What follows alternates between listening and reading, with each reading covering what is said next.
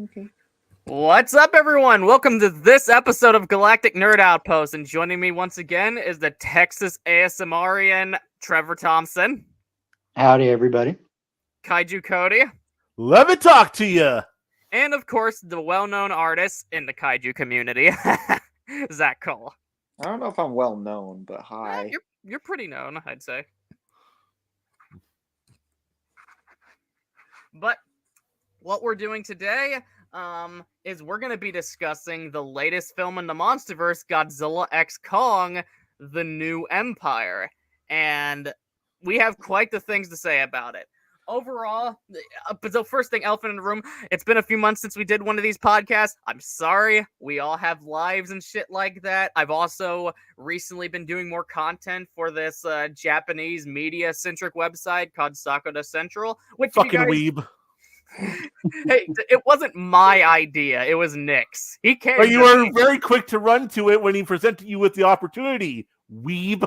You were also quick to run to Trevor's penis when he presented it to you. I mean, hey, Damn, it bud. is rather nice.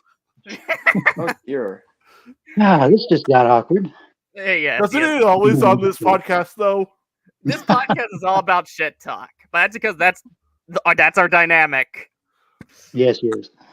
But when it comes to the whole thing is, I was doing stuff for Sakura Central. I also was editing my friend Zimzilla's latest video on the Godzilla, Gojin and Godzilla Raids Again novelizations, and I'm happy how that turned out. Go check that out. But also check out the website Sakura Central. We're working hard on it. We're partnered with Toho. We're partnered with Sci-Fi Japan. And we talk about kaiju, tokusatsu, anime, J-drama, manga, JRPGs, basically anything of that nature. So please go and show us your support. In other words, it's Weeb headquarters. Go check it out. Yeah! Basically. But first thing we're going to do, let's talk about our theatrical experiences with this movie. Something me and Aaron did a bit of this when we reviewed Shin Kamen Rider. And I think it's something we should do more often because podcasts are personality-centric. But I don't have one of those. I have no personality to speak about. That is true. That is true. Hey, feel free to disagree with me, asshole. But I'm walking here. who wants to go first? I guess since no one's volunteering, I'll go. So originally I wasn't going to get to see it until tomorrow. I'm still going to the screening tomorrow, but extenuating circumstances made it so I wasn't able to go see it on premiere day, which is a bit of a shame since I got to see 2014 and King of the Monsters on premiere day. Didn't get to see GVK on premiere day in theaters for obvious reasons, so I stayed home and watched it on Max. But I still wasn't able to get to see it on premiere day, but I did see it the day after because my sister texted me and said, hey, me and our brother are going to get together for a big Easter weekend. Want to know if you want to be a part of it and take the opportunity to go see the new Godzilla movie on Saturday. So I'm like, fuck yeah, because family and Godzilla movies. What's better than that? So in the theater, we got to go to one of those RPX screenings. It's this big ass screen, which really complimented them being giant monsters and all of that. And there these comfy ass what are those chairs that you can stretch out and have footrests and shit? Recliners? Yeah, recliners. They had those really comfortable, soft-ass recliners, and it was so comfy. It was a really relaxing time, and even though the theater was only half full, I was still happy to see how many people were there. I got a few compliments on the Godzilla shirt I was wearing, and even complimented some other people on their shirts. And my sister is such a G. She bought me 2 really cool things that I'm going to show you all right now. Sorry for my ugly mug, but just bear with me. It'll be worth it. Look at that. That is a pretty cool cup. Yes. Nice. And also, da-da-da. Oh, the popcorn Sweet. bucket too. Yep. What theater do you go to again? The Cinemax or Regal? I went to Regal this time around. Yeah, because I thought so, because that's the type of merch we got at ours. I didn't get a chance to buy the merch in my Regal the second time I went because, well, all I saw was Dune cups, and it's like, I don't give a fuck about Dune. To be fair, the first Dune was actually pretty good. It was well made. Yes, but I will say straight up that, spoiler alert, I enjoyed this movie a lot better than I did the first Dune and probably will the second Dune. I don't care if they're technically better made or better told stories. I don't give a fuck. It's apples and oranges. Yes, I had fun with this one because Godzilla Kong Giant Monster, fun, yes. But I'll get more into that when Joey goes around the panel asking everyone for their overall thoughts before we get into the nitty gritty. But yeah. Great. Had a great lemonade in this. Had great popcorn in this. And now people are suggesting that I convert this into a garbage can, a trash can for my room. I am tempted, but at the same time, I don't want to put trash in this because look at this. This is not trash. This is a fucking work of art right here. Yeah.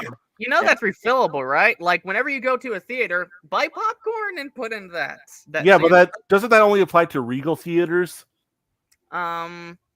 When it comes to free refills, yeah. But when it comes to, but I'm pretty sure you could still ask them to, if you buy popcorn from Cinemax, you can go, hey, can you fill this bucket instead of putting in one of yours? Like, I don't see why they'd say no.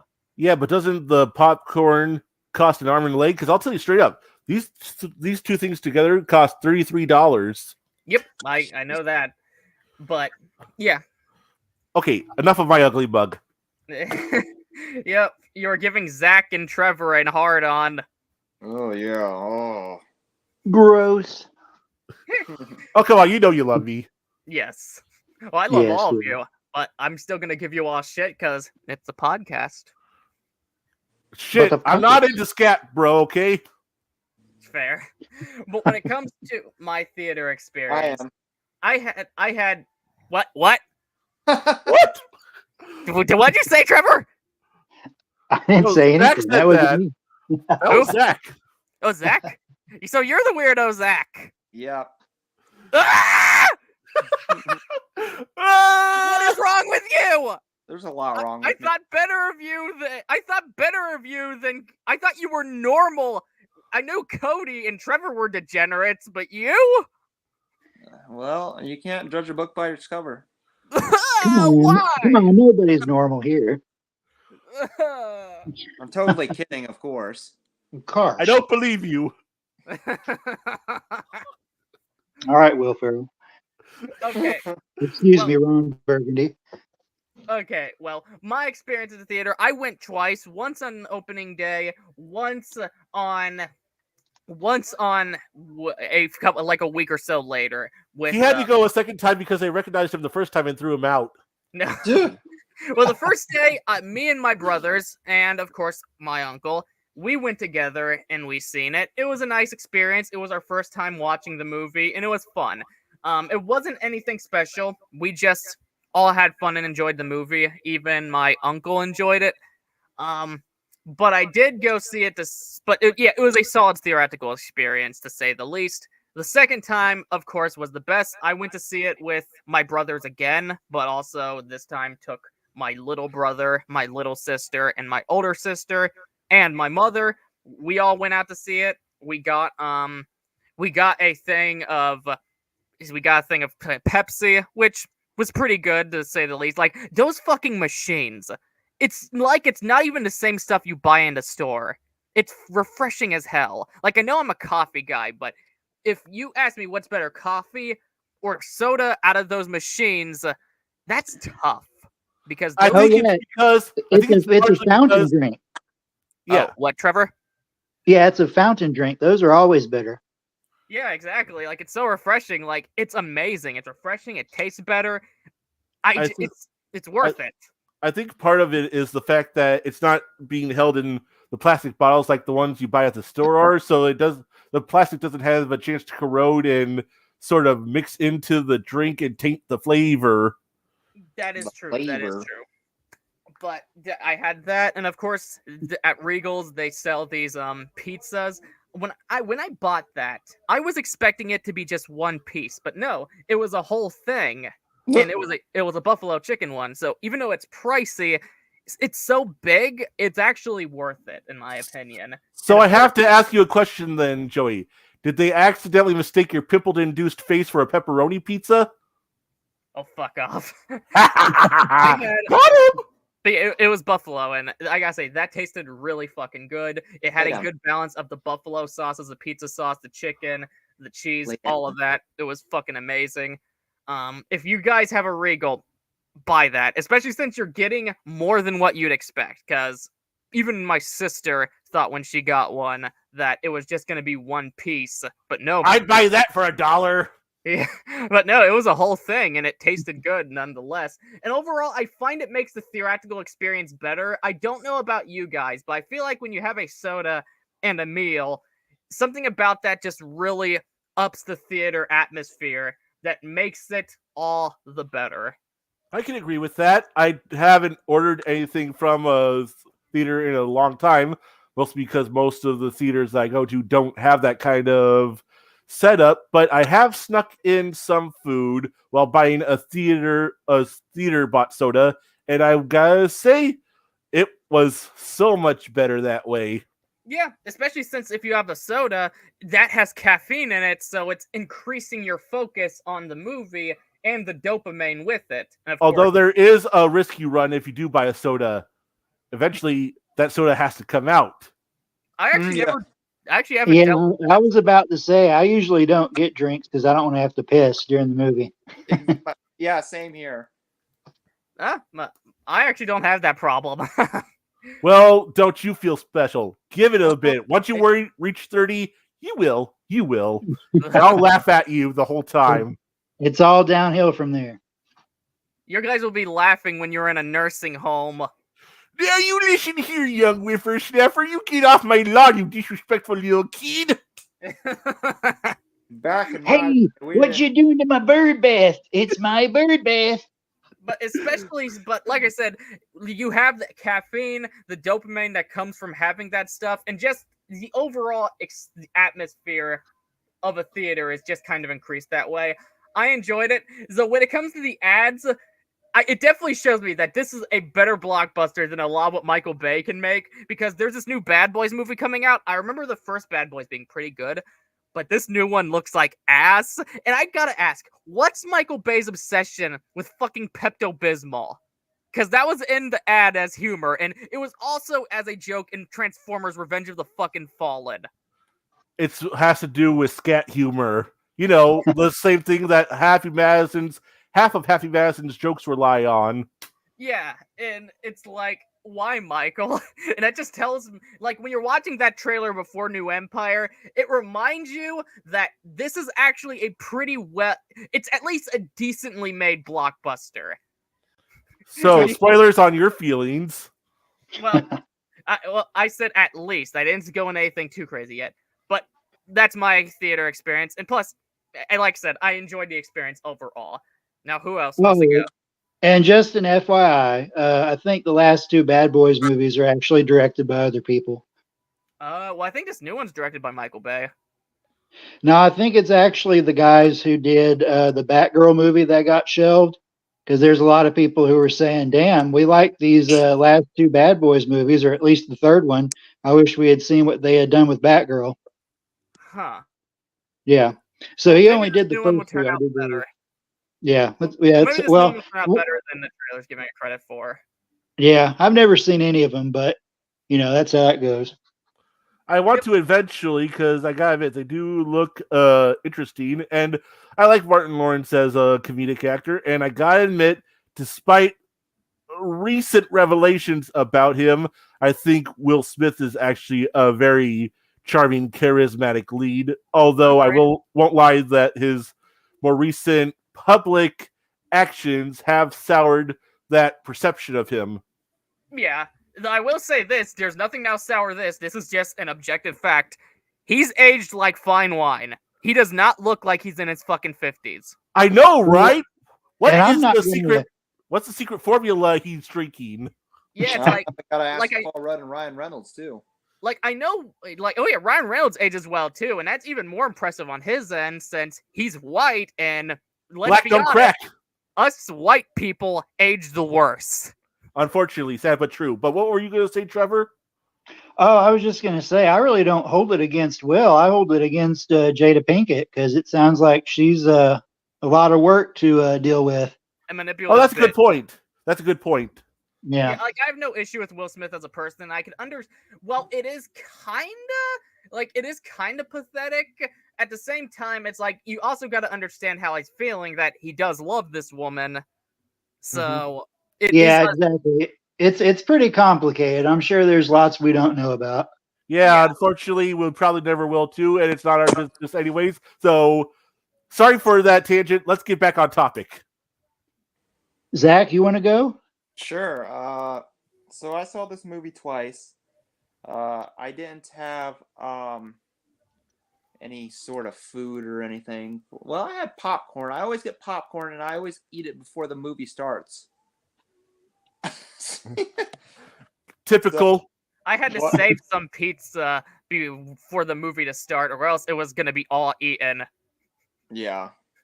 That's how long those damn trailer runs are. And it's like 30 minutes worth of trailers. Which I do understand why they run that length, because it's annoying, but I do understand why they do it, because it gives people time to come in, it gives people time to go and use the bathroom, it gives people the time to go out and get food and stuff like that. So I understand it, but it's still not exactly pleasant. Yeah, let me break something down for you guys. My showing was for 1:30. We got into the actual theater, the viewing area at 1:45, and they were still running ads. Plenty of time for us to get in our seats before the movie began. Yeah, they really overdo it nowadays. But as long as there's a few trailers I'm looking forward to, I kind of don't mind it to an extent. I like a few ads because, like I said, it also adds somewhat to the atmosphere and preparation. But after a while, it's like, get this damn movie to start. But like I said, objectively speaking, I understand why they do it. For sure. Yeah, and that actually helped out with our second viewing because they changed the showing on us. What? Yeah. That sucks. How'd that go? What, like, can you get into the finer details of it? Yeah, so we thought it was at like was it 4:05? And then they're like, oh no, it's not till 4:35 now. And I'm like, okay, but there was one showing that started at like 4. Oh wait, no. So it was 4:35. I thought it was at 5:05. And they changed it to 5:35. And so we got to the 4:35 showing and got in there like a preview or two before the movie started. Huh. So, yeah, I guess there are advantages to them running ads that long. So, if you're running late, they're actually a good thing. If you're on time or even ahead of time, not so much. It's give and take. Yeah. So the first time I saw it with my friend, we had a lot of fun with it, really. We were laughing. There was like, I don't know, 10 other people in the thing with us. The guy behind us was laughing at the jokes, and it was fun. The whole theater bust out laughing at, I don't want to go into spoilers right now, but at one part, I'm sure probably know. Yeah, I think we do. I think we do. And then the second time around, I went to see it with my wife, and she liked it. We had fun with it. She thinks Godzilla's an asshole. That's only because he is, and I love him for it. Yeah, to be fair, he was. And one part when it first showed Scar King and he brings out his whip, she's like, "Oh, that's badass." I'll be right back. I'm glad she enjoyed it so much. I thought it was pretty badass too. I wanted to save this for when we got into the finer details, but I will say it again because, like I did on the last podcast, because it's so true. The overall presentation of Scar King is impeccable, at least to me. I really enjoyed how they presented him. Oh, Yeah. yes, sir. I agree. Yeah, how he's presented is fine. I just didn't get that sense of he's the biggest villain ever. That's because no one will ever top King Ghidorah. But back to your theater experience. I think that's about it, really. Okay, then I guess that leaves just Trevor to do it. And since Joey ran away like a little bitch, this leaves me to run the circus, so to speak. So get up on that timing trapeze, of when you you dancing said monkey. Because I just came back, bitch. Okay, Well, to your point, Zach, I'm actually kind of glad that people who aren't usually fans seem to be enjoying it, because I think that's contributing to the box office, and it's contributing to Godzilla's overall popularity, really. yeah, and I think we have -1 to thank for that too. Yeah. Oh, I'm yeah. very curious of how it's going to do in Japan, because like I said, the day -1 leaves in Japan, this premieres. And like I said, -1 just entered the top 100 highest grossing movies of all time. So while I think it's getting a bigger boost here in the West from -1 as well, imagine what it's going to do in Japan. If I may, I think that it's a bunch of contributing factors. I do believe -1 is one of them, but I also contribute how well Godzilla vs. Kong was well received, and also the fact that people seemed extra hyped about it because of the crossover comic between the Monsterverse and DC, the Justice League, which is what those sort of spin-off medias are supposed to do in the long run. And also the fact that people just seem sick and tired of superhero movies because a lot of them last year have underperformed, whereas this one seems to be overperforming to an extent. Yeah, and you know what the problem is? It's really the same with any genre. It's the fact that it was oversaturation. They do so many that eventually people get tired of it and they're ready to see something different. It's not that there's anything wrong with the genre necessarily. It's just that you're milking it too much. Oh, I agree. I enjoyed Blue Beetle, Shazam 2, and Aquaman 2, but even I can admit that's three superhero movies in a year where there were also, I think, like maybe 4 or 5 other ones too, and there's just reaches to the point where people are just like, enough. Yeah. I was watching a video just before we started doing this, and they're like, no, it's 3C Films, if you guys know him. Yeah. Yeah. He was talking Chris about Parker. how I like him. yeah, he's cool. And he was talking about how the Monsterverse does like a movie every 2 or 3 years, and that's just a good spacing. Yeah. For these, and that's probably why that's so well. Sorry, Zach. That's the thing is that they've only had one live action show so far, which most everybody loved. It was the most popular thing on Apple TV whenever it was on. And they've had one cartoon, which most people probably didn't know was connected to the Monsterverse, unfortunately. But that's on them for how they did it and how they marketed it. But it's mostly the fact that it's really just one movie every couple of years, and it hasn't reached a saturation point, and hopefully it won't. Yeah. Say, I hope not, man. I'm fucking loving this. Tokupunk Productions said 3C Films is hella cringe. I can't agree or disagree with that because I know who he is, but I haven't really watched him. Yes and no. Some things he is, and then some things he's on point with.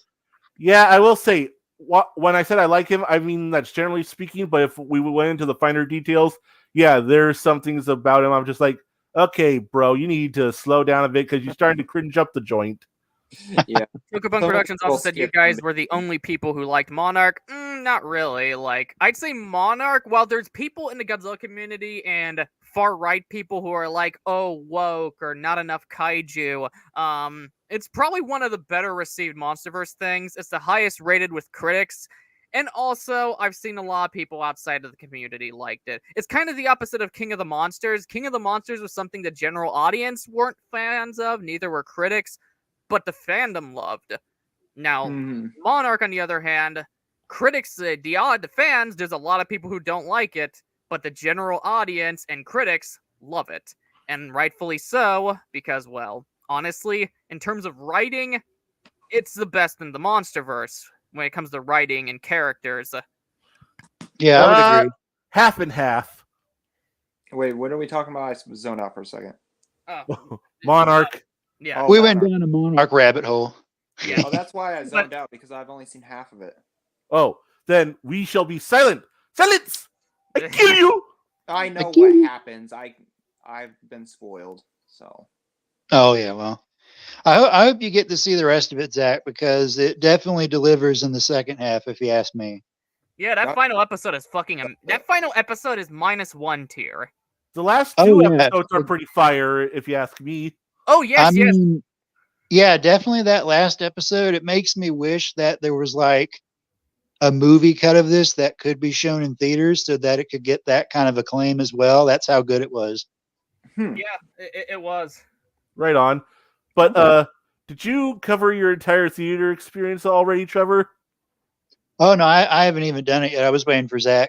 Oh, Zach. Sorry. My brain's going all over the place. Tism. But I think you were done though, right, Zach? I was done. Yeah, okay. So my theater experience, I went with my mom to a Cinemark. Not really a fancy theater of any kind, just a regular theater, although we did have reclining seats. Not too bad of a crowd. Not too noisy or anything. I kind of would have liked to have had like a more interactive crowd, but it depends on how many people are there and who's there. But yeah, you can't really beat that theater experience of seeing it on that big screen and having the proper surround sound. Mm-hmm. And I didn't realize how much I had missed that, because the last time I had done that with the Monsterverse was with King of the Monsters, because as Cody was saying, for obvious reasons, didn't see GVK in theaters because of what was going on. But it was actually, it was a good experience streaming that in any case. So yeah, I've gone with my mom the last few times. She's the one who's interested in my family, so she's tagged along ever since Skull Island. And we enjoyed ourselves, and I'm glad that we got to go Saturday, so it was opening weekend. I didn't know if we were going to be able to, because Easter weekend is busy for some people. Yeah, for sure. So yeah, but yeah, that was mine. Not too bad. It was very enjoyable. I'm glad I got to experience the kaiju carnage with the proper size and sound. Yeah, exactly. Because the thing about watching this stuff in the theater, especially with other people, is again, like, I feel like the most appealing thing of art is sharing the moment with people you care about. Like, it's nice to watch alone. It can be, but the best moments and the ones you'll truly remember is when you're with other people and sharing that moment. Especially, like I said, in the theater where you have the big sound, the big screen, food and a drink, and are just able to have this wonderful moment together and just enjoy yourself. Yeah, I can attest to that. Because sorry, Cody. No, I'm sorry, but just really quick, I'll say I can attest to the being with people you love, because my sister, she used to follow me on my Godzilla tirades as a kid, mostly because I sort of held her at gunpoint and been like, "You will watch this with me, and you will like it." And I was a little bit of an asshole as a kid, but and still am, in case you can't tell. But I don't regret it, only because she knew who everyone was and what was going on. So she was also invested. When I told her she had to run to the bathroom when they revealed that Mothra was going to be in the movie, and when she came back and I said it's a temple to Mothra, she's like, "Wait, Mothra's going to be in this?" Because, well, Mothra's her favorite kaiju overall. So fancy that, right? But and then she's like, "What else did I miss?" And it's like, Godzilla is on his way to the Arctic to fight a sea serpent named Tiamat. And she did the same thing for me when I eventually had to go use the bathroom. And she's like, so this and this happened. And I'm like, thank you. So it's also good because you have someone there to have your back. And it's like, what did I miss? And she got excited for some of the same things that I did. Like, I'm sorry for going into spoilers, but I gotta say, when she also, I used to hold her at gunpoint to make her watch professional wrestling with me, and when she saw Godzilla give Kong a suplex during their little rematch, she's like, oh my gosh, they really went there. They had Godzilla give Kong a suplex, and I'm like, I know, isn't it great? And she's like, it really is. So it's great having someone that you can bounce enjoyment off of for the movie. So I'm just like, fuck yeah, that's the way to see a movie. Yeah, exactly. Now, something I forgot to give on my theater experience, but when I also went to see -1. Every people I went to see this with, like my uncle, brothers, parents, siblings, and all that, I went to see -1 with. Fathers, brothers, cousins, once removed, former roommate. Now, of course, my two older brothers are already big Godzilla fans. My older sister, she's becoming a Godzilla fan. She likes what she's seen. She liked -1 a lot. She liked Shin Godzilla. She liked the previous Monsterverse film. She liked Singular Point, the anime trilogy, and stuff like that. And of course, my mother likes some of them. So it was interesting, since my mother hasn't seen all the Godzilla movies and neither has my sister, it was interesting getting their perspective of these two drastically different Godzilla movies. And they appreciated both for what they were, even though they're not huge fans. Well, Kristen's becoming a fan. Like, she's just getting into Tokusatsu. But you know what I mean. You're right. It was interesting getting these somewhat newbies to see the drastically different sides of Godzilla and appreciate both for what they were. Like, one thing my mother pointed out was it's not nearly as serious as -1, but it was still a lot of fun and gave her, as she described, her baby, Kong. No. Oh. But yeah, so that was interesting. My uncle, on the other hand, like I said, he's like us. Our uncle's real old school, so he already knew the very different sides of Godzilla. Right. But that's why those two's perspectives I found to be very interesting in particular, because like I said, me and my brothers and uncle, we already understood this of the character. Well, and to your point, Joey, that you were making earlier, I used to go to movies by myself all the time, but it got to a point where, I kind of want to share this with somebody. So if nobody wants to go, I'll just wait and see whatever it is that somebody doesn't want to go to. I'll wait till it comes on TV or something. So it's always nice whenever I'm able to convince somebody, hey, will you go see this with me? And so, yeah. Yeah, I completely get that, because like I said, it's nice to watch movies with other people as a whole, but the theater, most definitely, because it's this special event that you don't get to do all the time, so might as well share it with someone. Still wish that some people didn't try to steal sex in there sometimes, though. Like how Wade got sucked during the Polar Express. Exactly. Yeah, our friend It's Wade, like, come on, people, stay home. Discord. He got his dick sucked during the Polar Express. Why is he so lucky? Well, good for him. Just imagine the theme song playing while that sucking is going on. All aboard. All aboard. Toku Punk said the fuck. I think so I had an ex I was with. I think she wanted to do something like that one time, but I was so invested in the movie that you're just like, nah, bitch, movie. Right. Yeah. Last Resident Evil movie. And that's why she broke up with you. No, I broke up with her because she's crazy. It's kind of like that one meme where you got the angry skeleton. It says, when you invite a girl over to watch horror movies and she starts taking her clothes off. Yeah.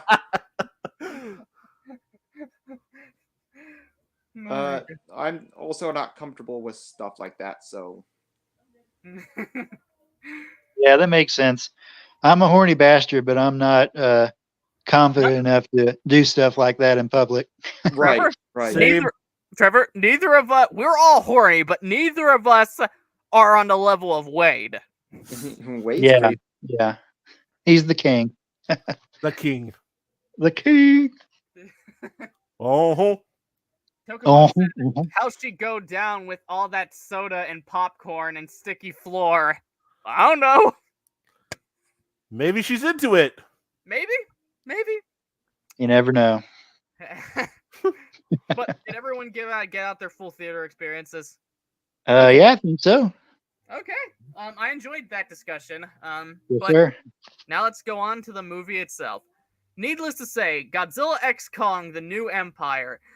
This was a refreshing film, very refreshing. Because, like I said, I don't agree with the sentiment that this is perfect for what it is. I'll get into why I don't think that's the case. However, I had a fucking fun time, and at the end of the day, that's what matters. Yeah. And Absolutely. I guess, and this is a Showa throwback film. Like, I've seen some people saying that it's like, oh, it's just a generic Hollywood blockbuster. Where it's like, well, first of all, not only does Wingard's exact words debunk what you're saying, like he said, it's a late Showa throwback, and I have to say, late Showa throwback film. Not all the Showa era had very different styles. You had the very dark and serious of the first two. King Kong vs. Godzilla was goofy, but more of the sense of a clever satire way. Then Godzilla went back to being primarily serious, with some goofiness sprinkled around here and there, like the dance and shit, but still overall serious. And then, of Godzilla course, versus Mothra, you mean? yeah, exactly. And then you had the late 60s and 70s, besides Destroy All Monsters and Terror of Mechagodzilla, that was primarily goofy and campy, which this is going for. And There's here, still some camp in Terra of Mechagodzilla. There are some moments in that final fight where I'm just like, oh, we got camp about. oh yeah, but like I said, that's more so early Showa camp, where it's primarily serious, but still has some goofiness sprinkled around. Right on, right on. Well, let's face it. The people who are not seeing the obvious Showa influences, for them, they're probably elitists. For them, if it's not Toho and Suitmation, it's no bueno, you know. And Sad but true. That's fine, I guess. But the way some people state that opinion, it's just like, so you're actually a fan, or do you just like a cluster of movies and that's it? Yeah, Right. the fact that we have these two different sides of Godzilla coming out just distances from each other, that's amazing. Like, Yeah. as someone who loves all genres of film, and Godzilla's my favorite franchise partially because of that, the fact that we have both of them at once, how could you not love that? Well, and the sad thing is that people have this very, in my opinion, simple outlook on it, where they think if it's the same franchise or it features the same character, that everything has to be at the same level or the same tone, and that obviously goes to show that they aren't actually familiar with the history of the franchise. Plus, you know, it's like you've said a whole bunch. It's apples and oranges, you know. This movie doesn't need to be like -1 because, for one thing, it's telling a completely different story. It's not about the people, it's about the monsters. And even with that said, I was actually surprised by the human element here because it wasn't really advertised at all. So whenever I did see it, I was like, huh, okay, there's a little bit more here than I thought. And I was actually moved by some of it. Maybe I'm just simple and maybe I just, you know, am easy to please, but I was actually kind of surprised by that. If I may, just really quick, I gotta say, I really hate that people are trying to set Godzilla -1 against the Monsterverse and Hollywood as a whole. I hate that people are manufacturing that conflict, and they're all like, oh, because Godzilla -1 did well, and it's so different from the Monsterverse, Godzilla X Kong is gonna flop, and they were proven wrong. And even when people are made very valid arguments of why you shouldn't set the two movies against each other and try to compare them, they still try to go for it anyways. And that's what a lot of the negative critical reviews are based around. This isn't -1, so it's bad. So I'm just like, fuck you and your war on escapism, dipshit. So I am so, fuck that. Yeah. I They were proven wrong in spades. I remember when it comes to that, though, it's like in the movie, there's literal examples of it. Like you have Scar King laughing at Kong's tooth, Godzilla suplexing Kong, and all this other goofy stuff that occurs. It's like, yeah, this is definitely from the late Showa era. Yeah. What were you going to say, Zach? Oh, I was just gonna say, I was gonna add on to that. Like, I remember seeing everybody was like, "Oh, since Godzilla X Kong's gonna flop and blah blah blah." Yeah. Yeah.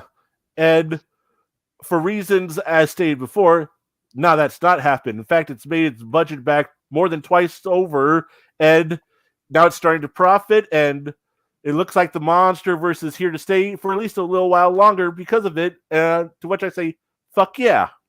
Oh Yeah. yeah, and it's definitely not done yet. It's probably going to earn a lot more. I think I saw projections were up to 300 million. I've seen projections between 550 and 600 million, which if it No, does, wait, sorry. It's at 361 million right now. Sorry. 365. Okay, last time I checked, it was 361. But yeah, if it were to make the projected 550 million to 600 million, either way, it would be the most financially successful movie in the Monsterverse to date. Mm-hmm. Yep. But So yeah, clearly there's an audience for it, no matter how many people try to say, no, there can't be an audience for it. I think people have underestimated the momentum that the current revival for the series has been building. And I think, unfortunately, King of the Monsters' financial failure, unfortunately, has led to that. It did profit, but it wasn't to the levels as one might expect. Thank you for that, Avengers Endgame, you fucking bastard. Yeah, see, that's the problem is that, and we were just saying how there's been a shift. That also has helped. Whenever King of the Monsters came out, that was the height of Marvel Mania. And there was a lot of competition that year, not just for Marvel, but all kinds of movies that were competing for the same weekends most of the time. yeah. Now, something I want to say in terms of the writing and directing. The story is actually pretty well formatted. As a film that's advertised as both a Godzilla and Kong story, it is important we are introduced to how they're both doing in their current state. And it's delivered. As we open with Kong's life through the Hollow Earth, we are told through some dialogue from Rebecca Hall explaining how they respect each other's territories, with Godzilla and Rome introduced in between. So that was another thing I really did like about the formatting of the film. I also like how they kind of provided an explanation that connects Jaya more to the natives of Kong Skull Island. I don't know if this is what been played since Godzilla vs. Kong, but it's a reasonable explanation on why she was so connected to Kong anyway. And that was a question that been left unanswered till now, unless I'm missing something, because I don't recall Godzilla vs. Kong mentioning much about the Iwi tribe. No. They did say that most of them were wiped out during the storm that overtook the island, but that's about it. Yeah, they didn't really make it abundantly clear that Jaya was one of them. So I did like that this film provided that element, and we have a story that's connecting more to it. Well, I'm going to have to disagree with you. I'm going to have to disagree with you. They did make it abundantly clear she's one of the Iwi. It's just that, and at least from what I gathered, they made it from my own viewing perspective. I instantly knew, oh, she Iwi. Yeah, so in GVK, I remember Eileen. I think she was talking to Nathan, and she was talking about how the storm contributed to the wiping out the Iwi people that were on the island, and then Gia ended up being the last, and that's whenever Kong basically decided that he was going to watch over her. Oh, he actually saved her from the storm, Exactly. according to what Eileen said. Yeah. So there we go. Mm-hmm. So okay, that is fair. But I do like that this film did add greater connection to the Iwi tribe than previously. Oh yeah, they definitely. Sorry, guys. They definitely built on. There was like a little Easter egg in Skull Island where one of the natives had the Mothra symbol on their forehead, and that was again, it was just an Easter egg, and then it kind of made sense. Hey, how about we just make this group, this tribe of people, not just the people who worship Kong. or in this case, the great apes protect them. Let's have them also worship Mothra. It kind of makes sense. It kind of downsizes the whole native idea where, Mothra and Kong are now part of the same pantheon of native gods, if that makes any sense. Yeah, that So, makes great sense. Like, yeah, I think it's pretty cool. Yep. Yeah, it is, and it makes sense since both are worshipped. Though I am like D-Man and kind of wish they did more with Chen, as their stuff from King of the Monsters. Like, she was one of the elements of King of the Monsters that was being built up on and was kind of abandoned in Godzilla vs. Kong.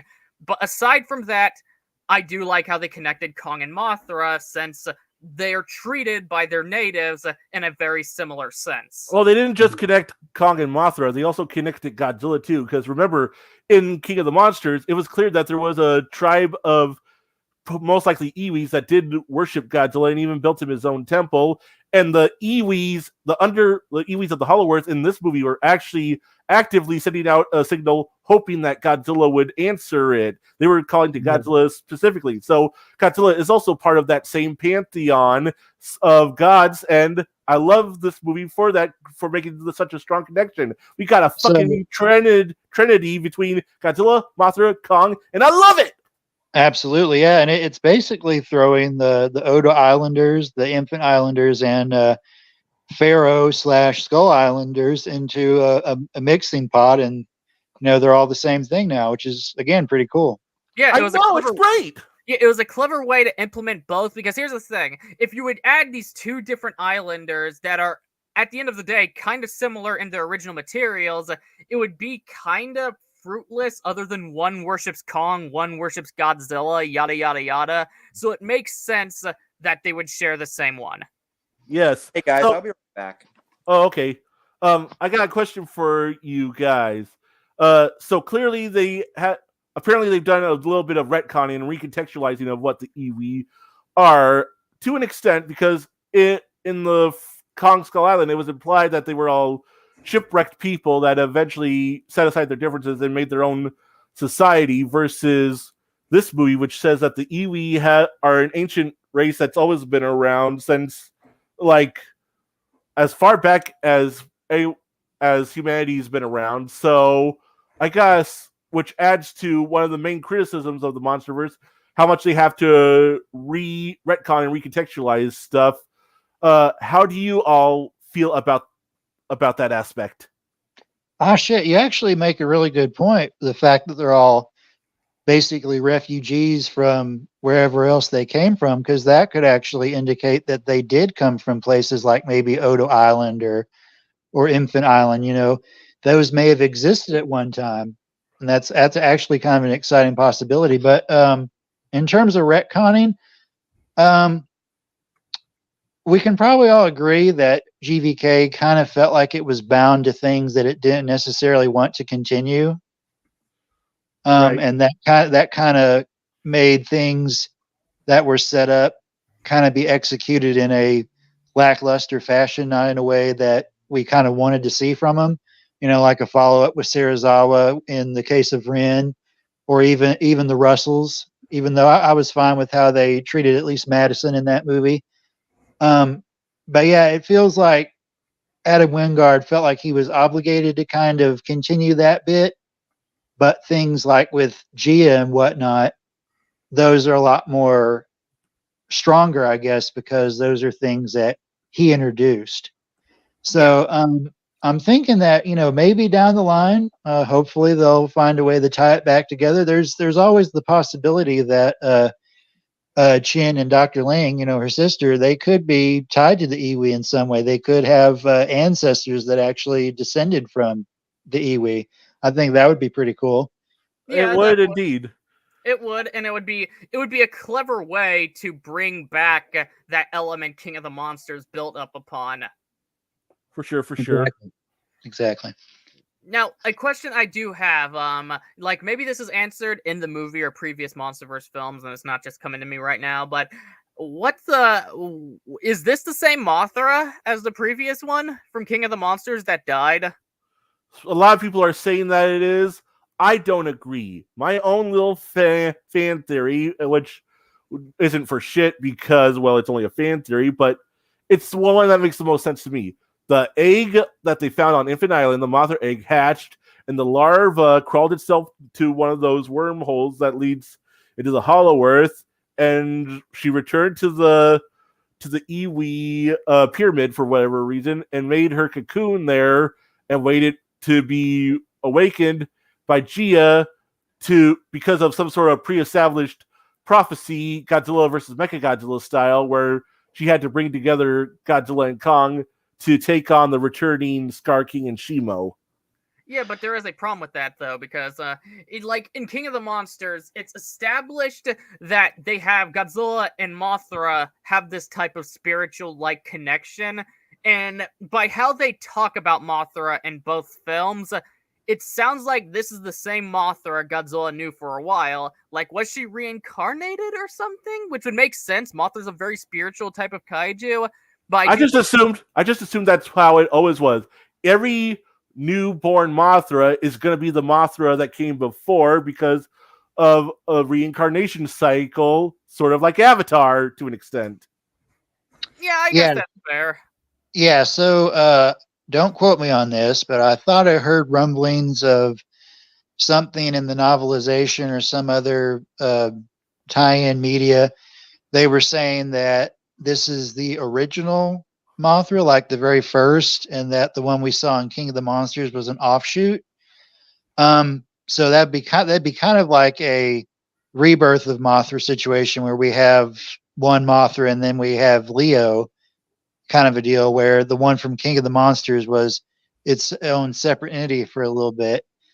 But I tend to believe in what Cody was saying is that so the Mothra from King of the Monsters, she laid her egg after she fully metamorphosed, and then after she died, that egg hatched, and the larva ended up finding its way back down to the Iwi tribe. And see, that's what I like to believe. But there's also a chance that perhaps her spirit was somehow manifested, considering she just kind of comes out of nowhere in her adult form. It may be explained more in the novelization, but the way it looks in the film is that she just kind of materializes, and it's because of Gia's presence, I'm assuming. So there's a lot of real world reasons for why that turned out the way it was. So yeah. I'm sure this is no big secret, so but I'll say it anyways. Mothra was always Adam Wingard's first choice to play the part that she did in this movie. However, the studio didn't want to pay extra money for Mothra, so they forced him to replace it with an original kaiju, Phosphora, sort of an Egyptian dragon falcon thing. And but it tested poorly with test screenings, and Wingard says no, it didn't. But yeah, sure, Wingard. But and everyone said that, hey, this monster is playing the role that Mothra should play, so why isn't it Mothra? And Wingard looked to the studio executives like, yeah, why isn't it Mothra? And they're like, shut up, Wingard, we'll get you your fucking moth.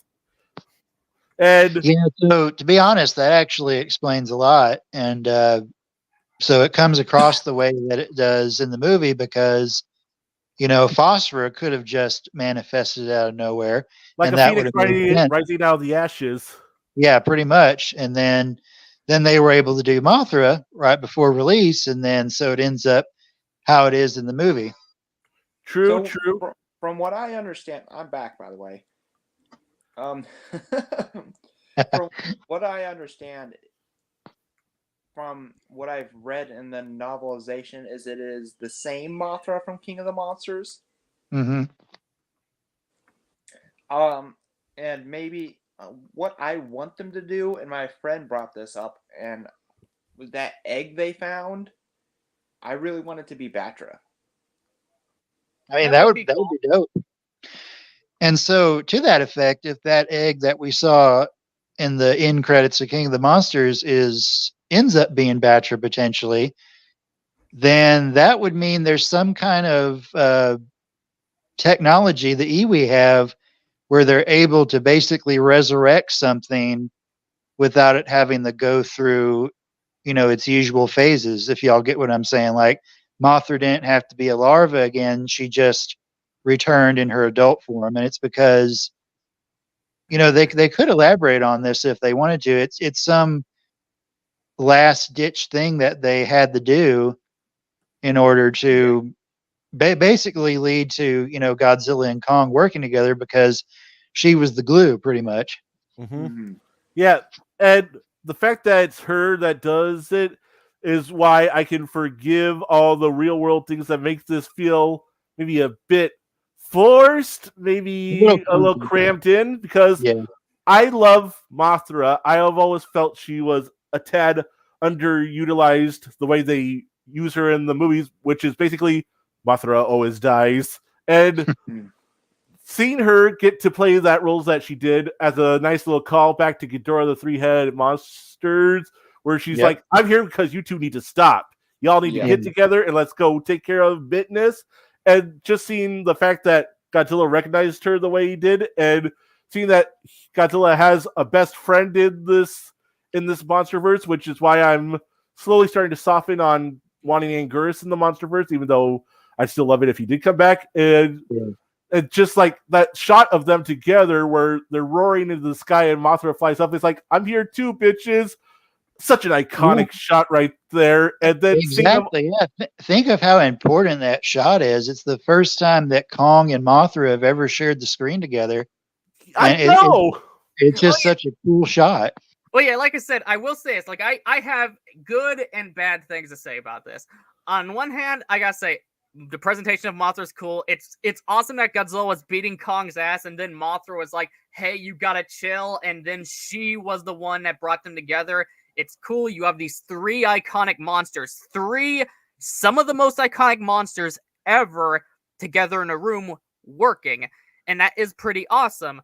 But I also think there should have been more establishment to Mothra coming, because it does feel like she just kind of comes out of nowhere, and there isn't really a whole lot of explanation nor really context out in the film itself that it is the same Mothra. Canonically, it is, but it is unclear in the art itself. So basically, what you're saying is that she's the Rin Serizawa of this movie. Yeah, just a lot cooler and doesn't piss me off because I am right. Oh, can I also say real quick, I love the fact that Mothra is really popular now. Like, she's gaining, for lack of a better word, momentum with casual audiences. I know, really right? Cool. She got so much momentum that they forced her back into the movie she was taken out of. Yep, pretty much. And it looks like Toho is going to be doing a Mothra movie because, like I said, I heard some stuff about it. Kaiju number 14 on Twitter did all these posts that talking about how he has these sources that hint at a Mothra movie. There's a lot of things that's going on that might lead the next movie being a Mothra film. I would like. I would love that. I would love that because more Mothra equals fuck yeah. Yes, sir. I'm not the biggest Mothra fan, but yeah, I'm all for it. Wait, the bug guy, the bug kaiju guy says, I'm not a big Mothra fan. You Judas. And so, this guy with his beautiful Mothra larva collectible that he was showing off to us. He's not much of a Mothra fan. Come on, man. All right, no, I'm just kidding. Monsterverse Mothra is very much growing on me. Oh yeah. Mm-hmm. I'm just giving you a hard time. We all are. I first saw Monsterverse when I first saw leaks of Monsterverse of Mothra, I was kind of underwhelmed. Back into it. That's pretty cool, and I still do. Now, I do think out of the redesigns of the old kaiju, it's probably my least favorite, but come on. That's because you're comparing it to Godzilla, King Ghidorah, and all these other badass redesigns like Rodan, even though he got bitched out, unfortunately. Sad but true. Well, and I think another thing that might be kind of subconsciously contributing to that, Joe, is the fact that they also kind of reinvented a lot of her design so that she wouldn't come across so, I guess, fluffy and delicate. And even cute. though she still has like a diaphanous quality to her, she's more threatening. She kind of takes after the GMK version a bit more. And I love that. Yeah, I can see Yeah. that. Yeah. Now that you So mention anyway. it, yeah, I can actually see that. Well, I Toku mean, Punk and Productions said, King of the Monsters I already. I'm sorry, who was talking? Toku Punk Productions. Toku Punk Productions said, I fucking hate -1, lol. Bro, last time you talked, you were praising -1, calling it peak. What happened? Somebody's stirring I up think way he's you just rewatch- trolling. Okay, he's got to be trolling. It's like you fucking loved -1 last time you've watched it. It's Kraken said, sup losers. Not much, just a bunch of nerds talking about the latest Monsterverse entry. Get Monarch. If you want on this Monarch, you can come in and hop on the podcast, but yo, how are you too? Like, it's been a while since we've had you on one of these.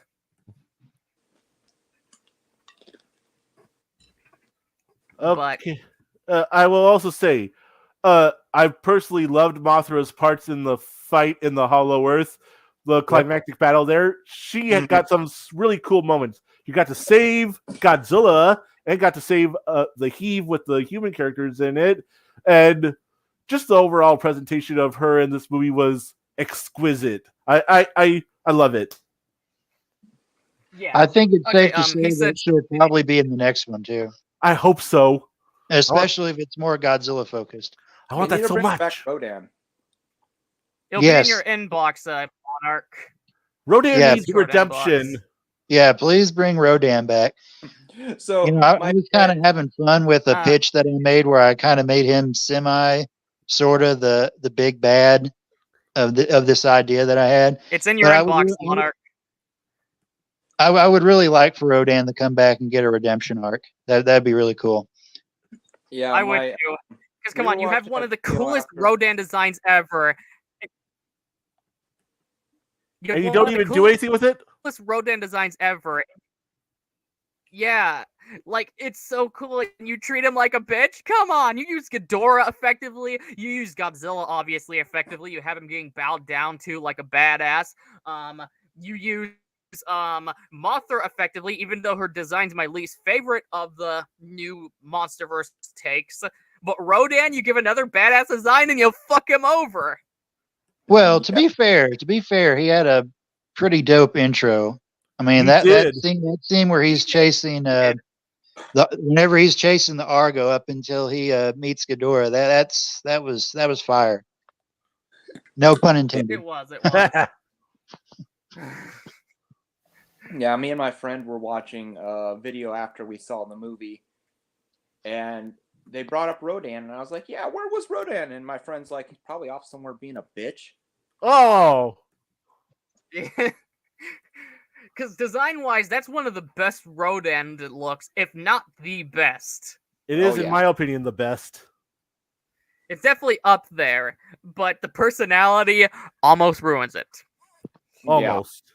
Yeah, they basically made him Starscream. Yeah, Yeah, they did. Because didn't Michael say that Rodan's like his favorite? He did. Yeah, he did. And to be honest, I could tell again with that intro scene. I mean, unfortunately, I don't think the likelihood of seeing a American Mothra movie or an American Rodan movie is high. But if they did, I would definitely want Michael to come back and direct a Rodan movie. Agreed. I'd be down for that. Just we'll have to tell him keep the gonorrhea jokes out, please. Yeah. And Sam Coleman as a whole, nobody liked him. I hated that guy. Yeah, seriously. So Michael Dougherty can be there, but they need someone to keep him on a fucking leash. Yes, because he had a great movie. Just like I think it should have kept the humor out. See, I'm curious to know whether it was him or it was his writing partner Zach Shields, because whenever I was listening to when I've listened to the commentary for that movie, I've listened to it several times. They were saying that Zach would kind of reel Michael back whenever he thought he was doing something that wouldn't land very well. Unfortunately, it turned out he still did do something that was rather controversial. But Yeah, I think they did kind of balance each other out to a certain extent, but you never know. Maybe somebody else can do that for him in the same way. I guess he's kind of like George Lucas in that he needs somebody to tell him, "Hey, George, I don't think that's going to work. Maybe we should do it this way." Yep. Hey, long time no see on the podcast, Monarch, or formerly known as last time you were on here, Galix. What's up? What's up? Oh, much. shit. Oh god. We're in trouble now. You were one of the original co-hosts. Like the first episodes of the podcast, you were in all of those. Yeah, I know. You know how it is. Sometimes you could just get busy with shit. Yep. Oh, definitely. Joey, what's wrong with your mic? Who? You. Does my mic sound off? Yeah, It sounds good to me. It like keeps Well, dipping. now you sound good. There for a minute, it sounded kind of like it was going in and out. Oh, that's because I was moving. I'm not using my computer mic. I'm using a actual microphone that's hooked up to the computer. So if I move my body away from the mic, it's gonna go out. Yeah, I think I can hear it scratching a bit. That makes sense. Yeah. Like for example, like moving. right here. Do you hear it right here? I'm moving my head back and forth. Will you like?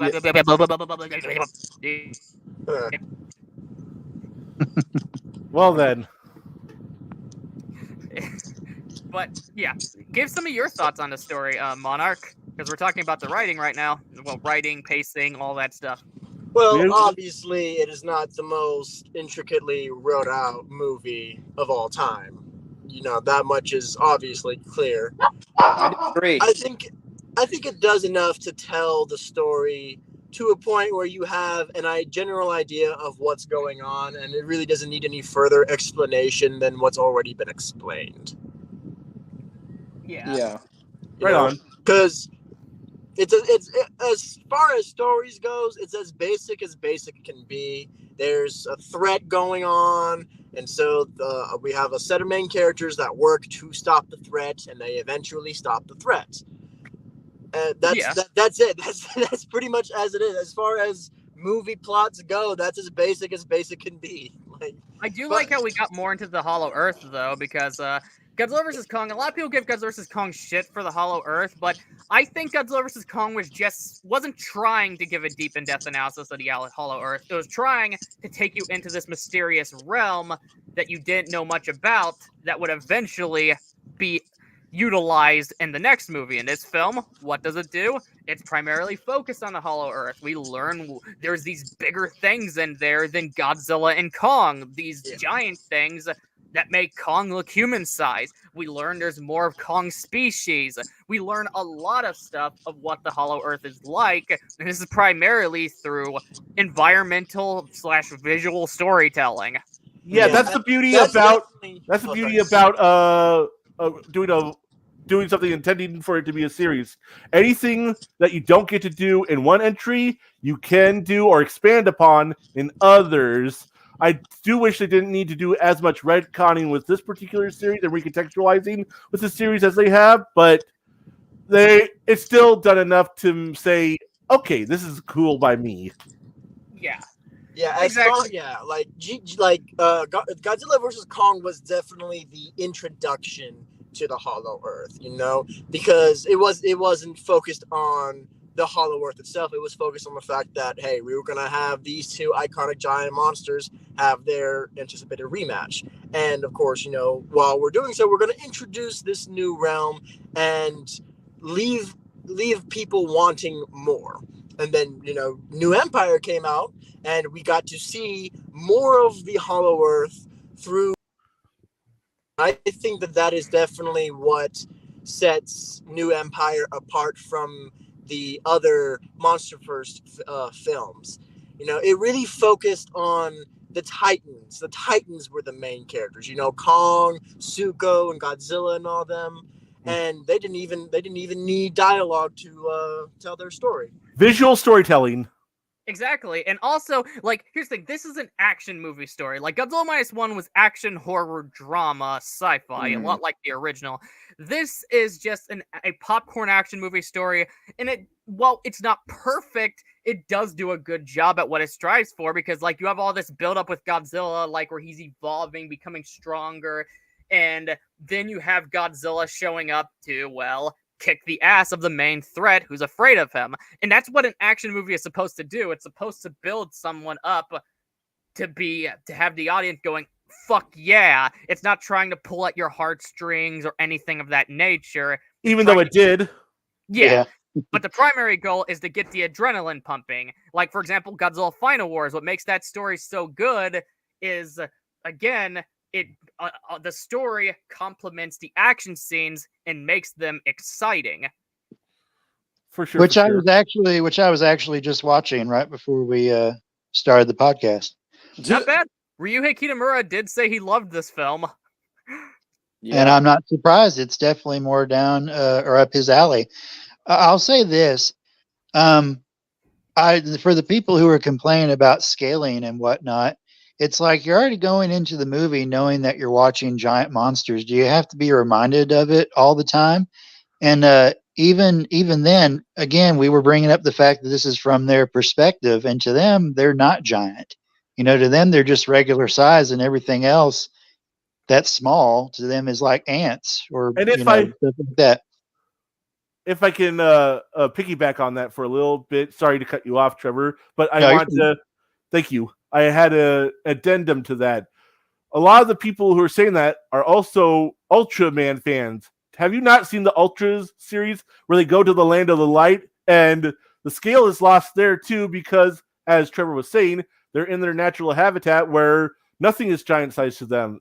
It's the size they're supposed to be, and you still get those scenes where they're scaled next to like a human or a human-made structure or in cities and stuff, and you can still tell these are still giants. So you get a good mix of both.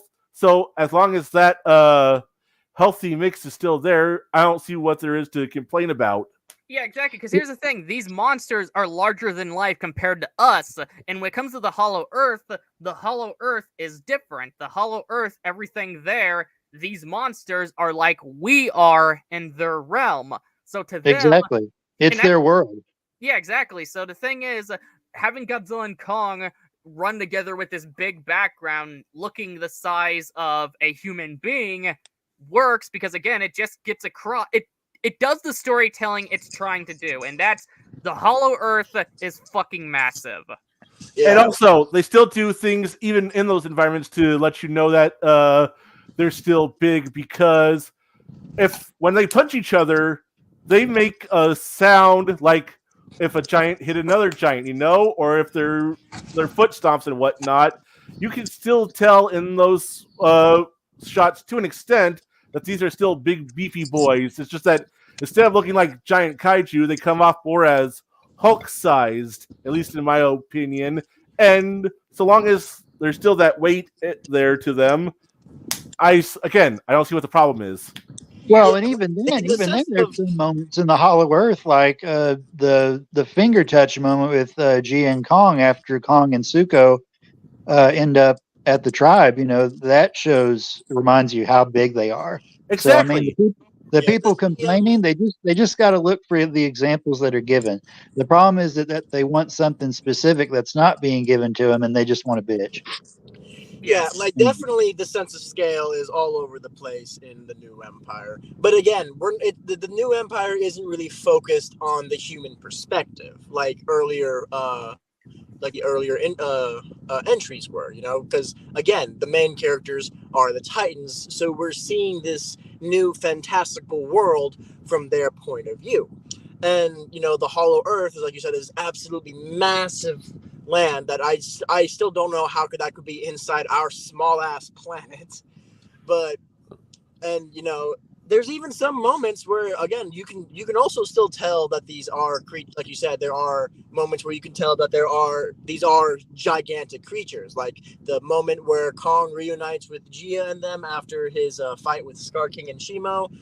There's even some moments where we get to see Kong and Suko, being almost as big as trees, if not bigger than some trees in some scenes when they were together. So there's still a sense of scale. It's just not as apparent as earlier entries were. I can agree with that. And to comment on something you said it was all over the place. I prefer to think of it as a more dynamic version of visual storytelling. Yeah, I agree with that. That's fair. It's like That's fair. Like I said, when the humans are shown next to them in a hollow earth, it's supposed to display like, yeah, these things are massive, but when they're alone, they don't have the humans against them. They're normal. They have a belonging here, unlike above the hollow earth. Yeah, we see the world through their eyes, and so Yes. it's not gonna. And there's ever rarely anything that they would be looking at that's like 300 times bigger than them, with some exceptions like fucking Shimo and the fucking giant ass Jormungandr thing. Like, holy fucking shit! I do not know how something that big is inside our small ass planet. I want to see it unskeletized. Like, And to your point, Monarch, I think now with speaking of which, with the Monarch show, we can actually recontextualize the Hollow Earth. It's not really necessarily inside the planet, like taking up space the way we would usually perceive it. It's kind of its own realm. You kind of cross a, metaphysical, if that's the right word, boundary where you cross over into like an entirely different space. You could almost think of it like, I'm not a big Doctor Who fan, but what are the boxes called that he used? The TARDIS? Yeah, the TARDIS. There we go. It's kind of like that, if you want to think of it that way. I like yeah, that. and it's like other dimensions. I like that. It's like other that dimensions. logic. It's also It's bigger on the inside. Yeah, sorry. Yeah, and it's also, I mean, it goes back to Pacific Rim. I mean, they're pulling from that too. Yeah, but wait a minute, man. If that's the case, how did Godzilla drill a hole into the Hollow Earth in Godzilla vs. Kong? Because it's awesome, Godzilla bro. is built that different. I know they like describe it as like a different realm, but I don't think it's like in its own space.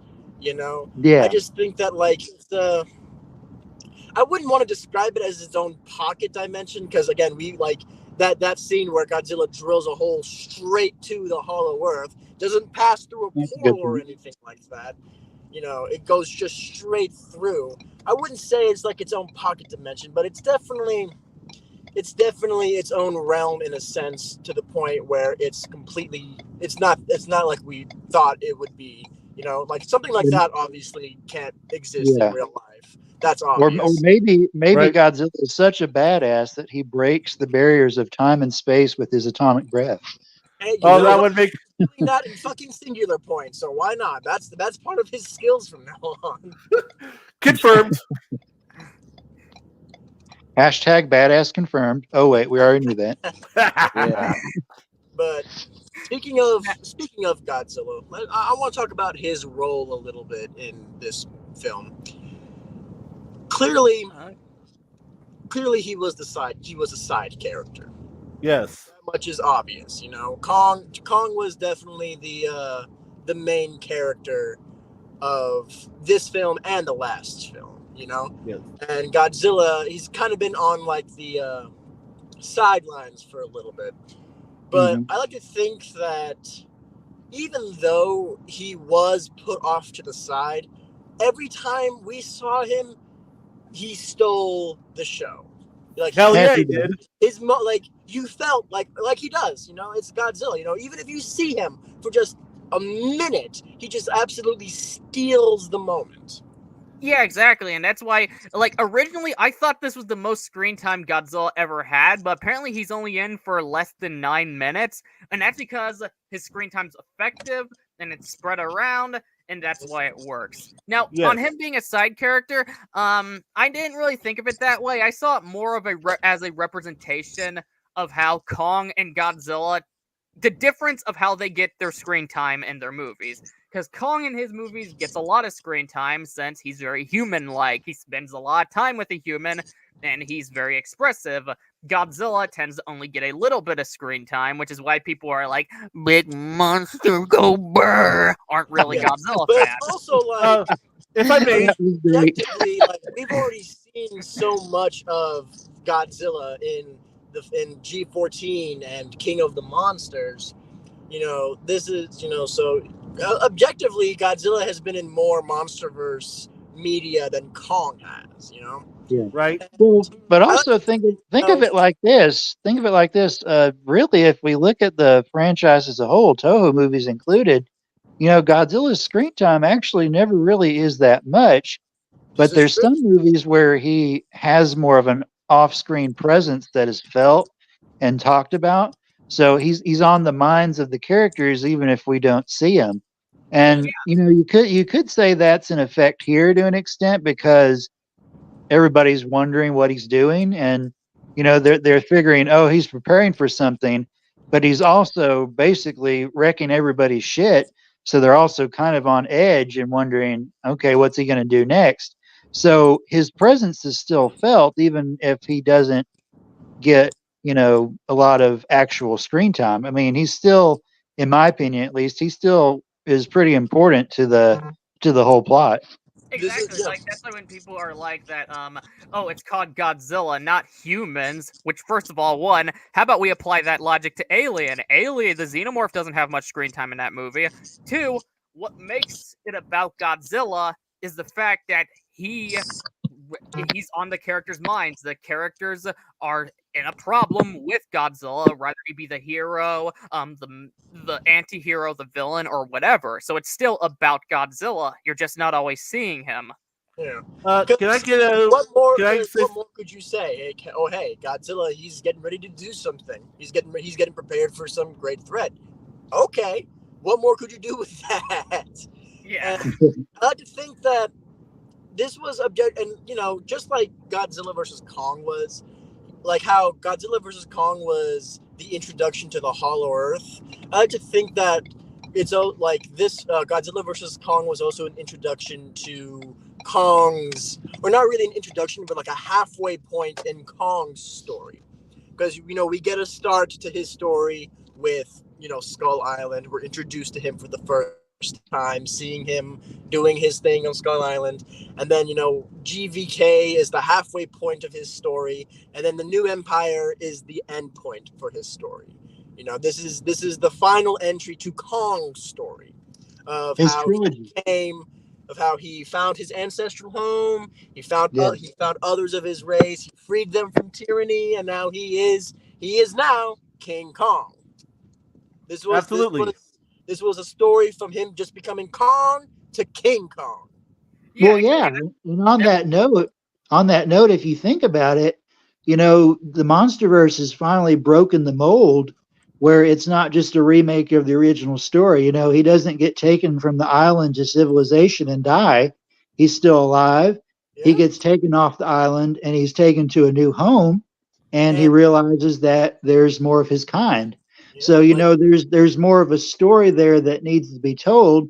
Plus the fact that if we think about it, Godzilla already had 2 movies to himself, and his role is kind of a default setting right now. He hasn't had his moment where he progresses to the next thing outside of the next power level. So it makes sense for Kong to be the focus. Yeah, his story has already been established pretty much. Like he didn't have to build up to his point like we saw Kong build up to his point, because Godzilla, he was already the alpha protector. He was already, the king of the monsters, the guy you don't fuck with, and we've already seen him get Uh-oh.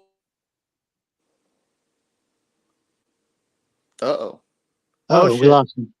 Well, I mean? I guess while we're waiting for Monarch to get back, I'll say my piece. Let's all be honest with ourselves. This was a Kong movie. It was supposed to be a Kong movie. It was going to be Son of Kong, and Godzilla was going to have his own separate movie. But then Adam Wingard made the call to connect a sequel to King of the Monsters onto the sequel to Godzilla vs. Kong. And so that's why Godzilla's bits feel a little bit more scattered than what they should. And the fights make the fights last with Godzilla, except for the last about as long as the shortest Final Wars fights do. So there's all that. But I gotta say, the story for this movie is really 3 subplots that are leading up to the same conclusion, and it is a little bit sloppy, because of how thrown together it is to an extent. You know, the whole, oh, let's bring Mothra in. No, we won't. Okay, yes, we will. Oh, this is going to be a Kong movie only. We'll give Godzilla his own movie. We'll combine that movie with this movie. It is a little bit sloppy, but I put emphasis on little bit because, again, in terms of presentation, Godzilla's still presented as a badass, a little bit more of an asshole than he was in King of the Monsters. It's more in line with how his characterization in versus Kong. D-Man says it feels a little bit like a different character altogether. I don't entirely agree, but I see where he's coming from. I enjoyed Godzilla in this movie, and his absolute presentation, as you all were pointing out, he steals the scene in every scene he's a part of. So that's my boy G. He's still giving good representation overall. I fucking love Godzilla in this movie, and also we finally get to see for the first time, well, Monarch a little bit, an on-screen representation of the physical evolutionary transformation that he goes through. Yep.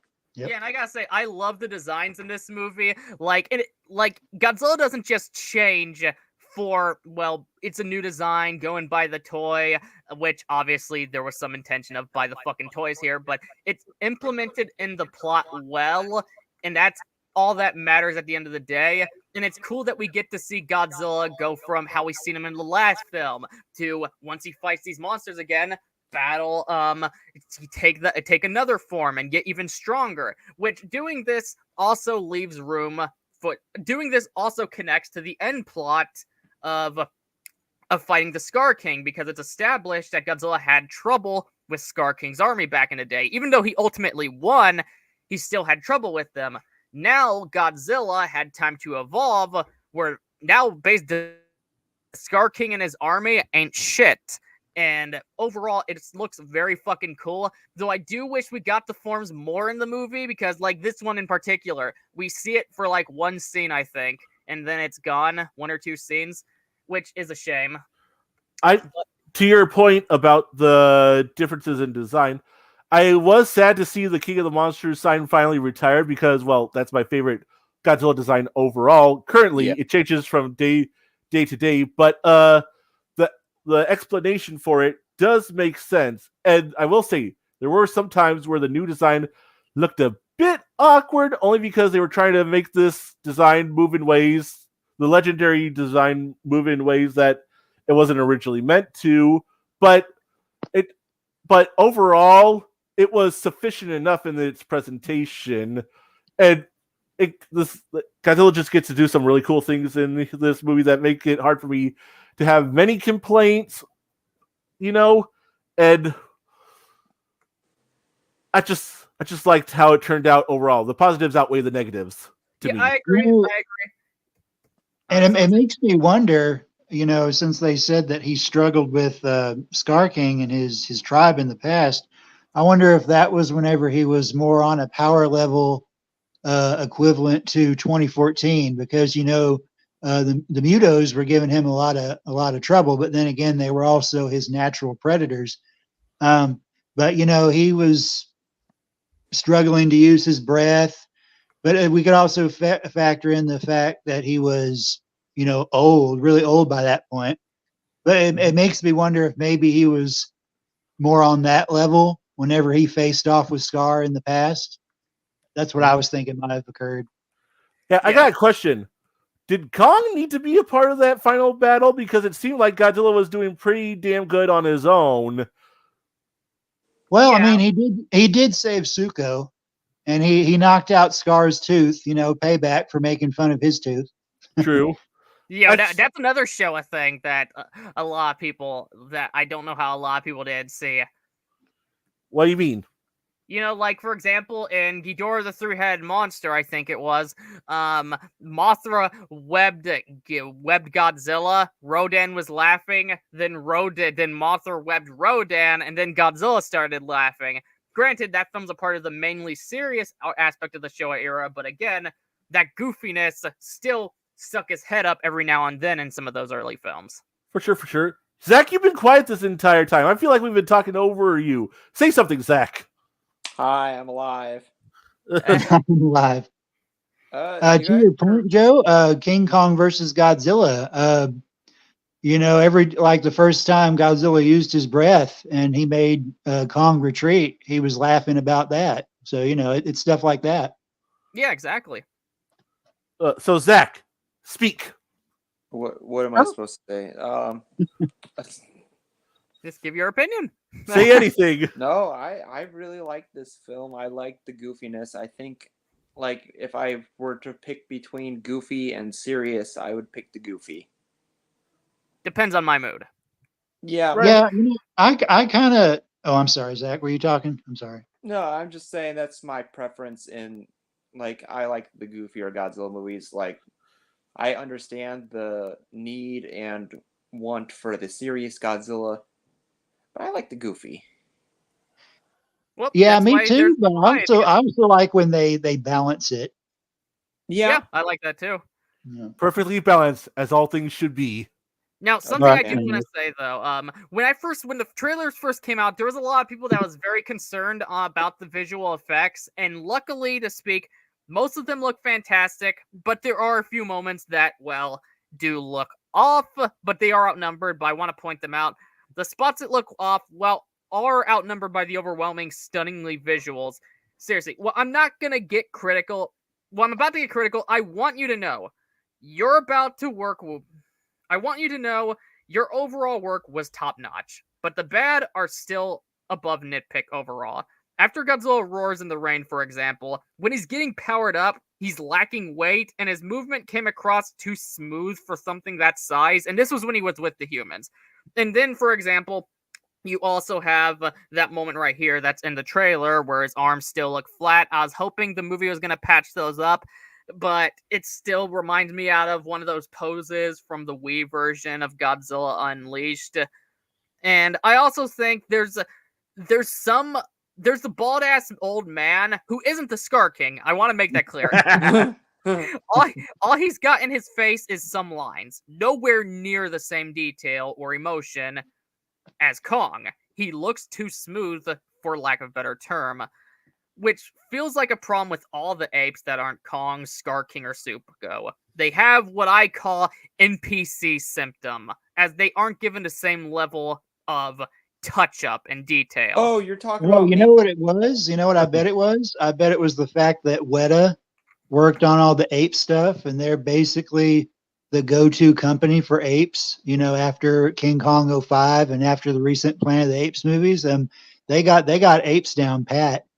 I'll also say I was actually surprised by the budget for this movie because it's actually the lowest of the Monsterverse, I do believe.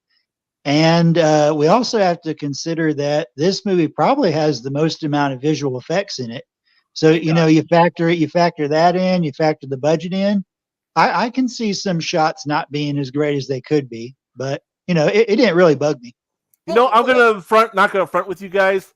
I didn't notice anything while I was in the theater. Okay, I did, but none of it bothered me. I was able to enjoy the movie for what it was, and any complaints I might have had instantly were swept away because I was just having way too much fun with the movie overall. Oh yeah, I wasn't bothered either. I mostly just noted these down because since I present myself as a reviewer, if I don't, nobody's gonna take me seriously. For sure. I hear you, bro. I respect maybe that. That's one reason why I've probably fallen off the review train is that I've got to the point where, how does it make me feel? Am I entertained? If I'm not entertained, okay, well, I'm just, then I'll probably lean into it a bit. But you make a good point. You're a reviewer, and it's your prerogative to notice those things. Yeah, exactly. Especially since I'm now a journalist for a website I'm trying to grow and such. But at the end of the day, it didn't bug me since it was the minority. The majority looked gorgeous. And I want to pull up some visuals right now. Zach, what did you think about the special effects overall?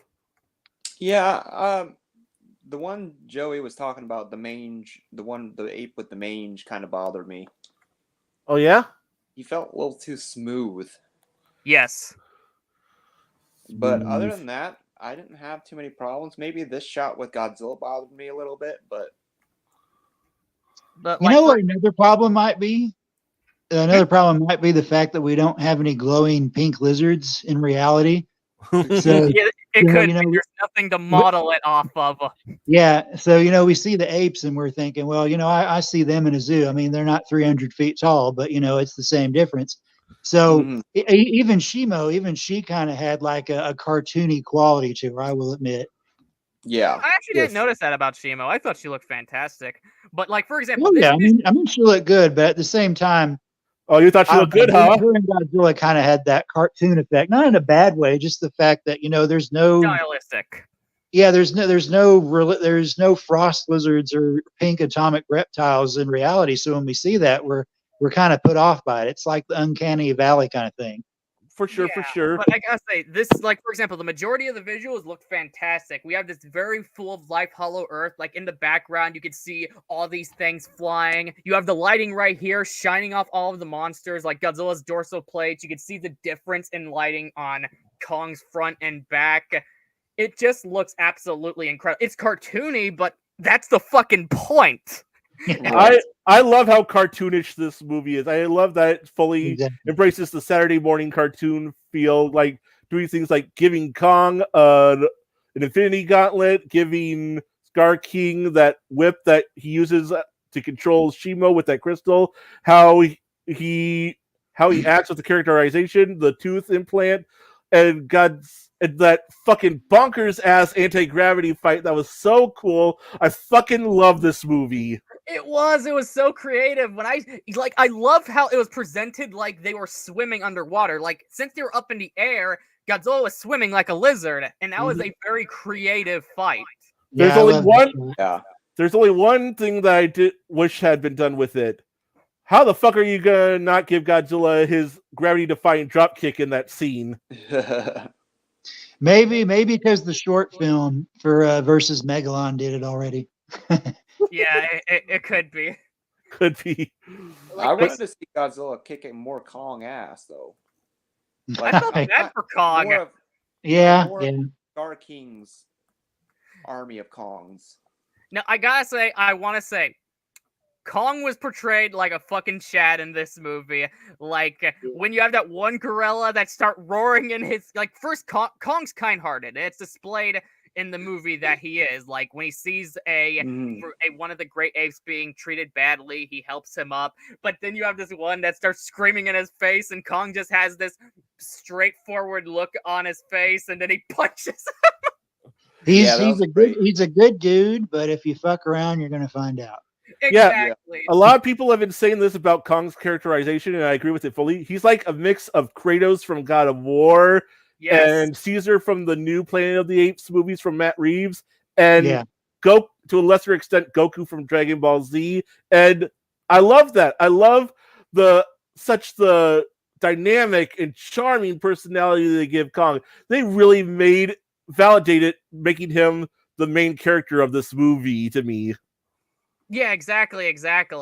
And the presentation of both him and Godzilla were great, because I know a lot of people... I actually don't agree with Godzilla. I agree with Mothra's implementation being sloppy, even though I enjoyed it. But I don't agree with Godzilla's, because like I said, Godzilla's is brought into the story well when they get him to fight Scar King. It adds tension and weight that, hey, they're gonna kick this guy's ass. And that's why even before Godzilla shows up, you can tell the Scar King is sensing Godzilla's presence. And man, it's so fucking exciting. It was just like the Ion Dragon on Monarch whenever he heard Godzilla coming through the portal, and he had this oh shit look on his face.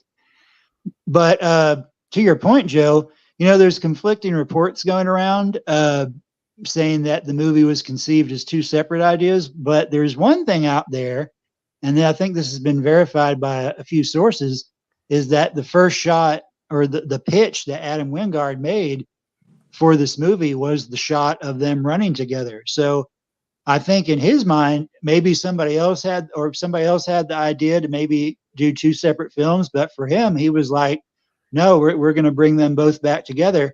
So I think that Godzilla definitely did fulfill the role that he was intended to in this movie. Oh yeah, I agree. I don't have any problem with it overall. I actually kind of loved it. I was just thought that deserved to be pointed out a No, little. no, I understand. I got you. For sure, for sure. Now, and I also have to say, I want to talk about this guy. And you guys know, can you guys predict who I'm about to talk about? No, Yeah. no. Oh boy, come on, show The us what. Scar King. Fuck yeah, the Scar King. Like, this is a character, this is a perfect, okay, not perfect, because I do agree with some people, he could have used a bit more screen time, like, let us see him fucking up the city and stuff. However, only a little more. For the most part, this guy was executed very well. We get to see him being a, what's the word I'm looking for? An oppressive bastard. We get to see him doing all this nasty shit. His vile Killed Zuko's mom, for crying out loud. Exactly, and worse I'm of all, back, bitches. he's ugly, so that adds more to it. But combined with all of that together makes it where his humbling is all the more satisfying. However, there's more complexity to this. It also makes you, while it makes you hate the Scar King, it also makes you love him. Because the thing is, whenever he's in control, he makes all these goofy faces, like he starts smiling, he laughs at Kong. It's stuff like that that just has you like, man, I love this guy, but I also fucking hate him. Yeah, Joe. yeah. I think you might have said this already, but he reminded me of not the controller. What's Duty Waz's name from Final Wars? The controller of Planet X. Okay, so he's still the controller. I was thinking that was only in Monster Zero, but no. Anyway, yeah. Since I was watching it right before we did the podcast, I definitely noticed some similarities, and the similarities is that they both have swag. They think they're the hottest shit in the room at any time. Hey, that intro scene where man's just walking up and he does that fucking slide up into that stand, bro. That he's got swagger. You cannot deny that went hard as fuck. Fucking Chad. It really did. And yeah, like I like as far as like original Monsterverse antagonists, Scar King is my favorite. Same. Oh, Because the last two ones, Mechagodzilla and Ghidorah, those were already staples in the Godzilla franchise. They've been around forever. But Scar King is an original idea, and you can't deny that people have always sort of liked the whole evil Kong pitch type of thing, And I think Scar King does that really well. He brings something new to the table in terms of being the villain. Like, obviously, he is not the most powerful in terms of like raw power and capable of, being able to do all this shit. Like, fucking Ghidorah was able to manipulate the entire weather around him, similar to like Shimo and all that. He was, because he was a force from beyond the stars. You can't compete with that. And then of course, fucking Mechagodzilla, giant robot Godzilla with fucking goddamn MMA fighting skills, definitely can't compete with that. No. But Scar King was definitely unique and different compared to them, because King Ghidorah, for one, he was evil, he was malicious, but there was something respectable about him. You felt like you had to respect his power, Now, but with Scar King, he's an absolute rat bastard, and you can't help but hate him so much that you love him for it. A lot of people have been calling him King Louie in a derogatory sense, but I actually think that that might have been in part an inspiration for his character type, because King Louie was the ruler of a bunch of apes too, and thought he was hot shit too. So So really, Cody, what he was is he was Scar from the Lion King mixed with King Louie from the Jungle Book, and I love that.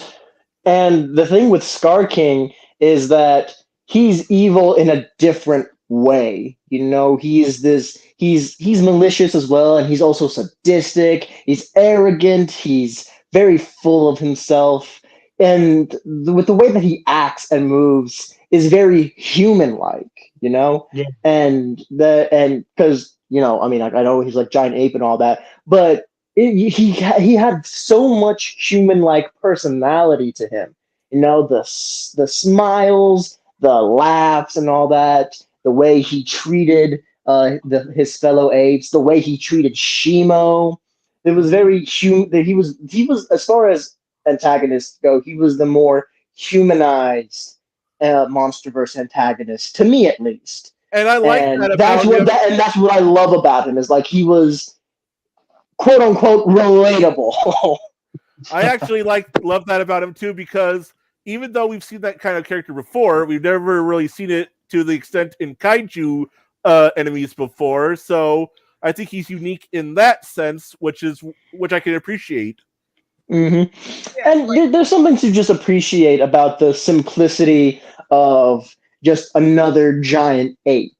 You know, like I know a lot of people were like saying like, oh, you know, it's just another giant ape. What could he possibly do against Godzilla? Well, point, Godzilla humbles his ass. That's why Godzilla's there. Yeah, he's a challenge for Kong, but not Godzilla. Because Wingard himself has said that, like, you know, Godzilla, he's had all of these arch enemies throughout his entire career, but Kong has never really had an arch enemy himself. Like, I know, like, we've always seen him fight some sort of, like, giant reptile thing, you know, like, be it like a T-Rex or a snake or something like that. And sure, like, he has a rivalry with Godzilla, but it's not really like an arch enemy type rivalry type thing, you know? So Wingard went ahead and decided to give Kong his own arch enemy, which I think he did really well. I mean, like, what else could you do beside another Kong but evil?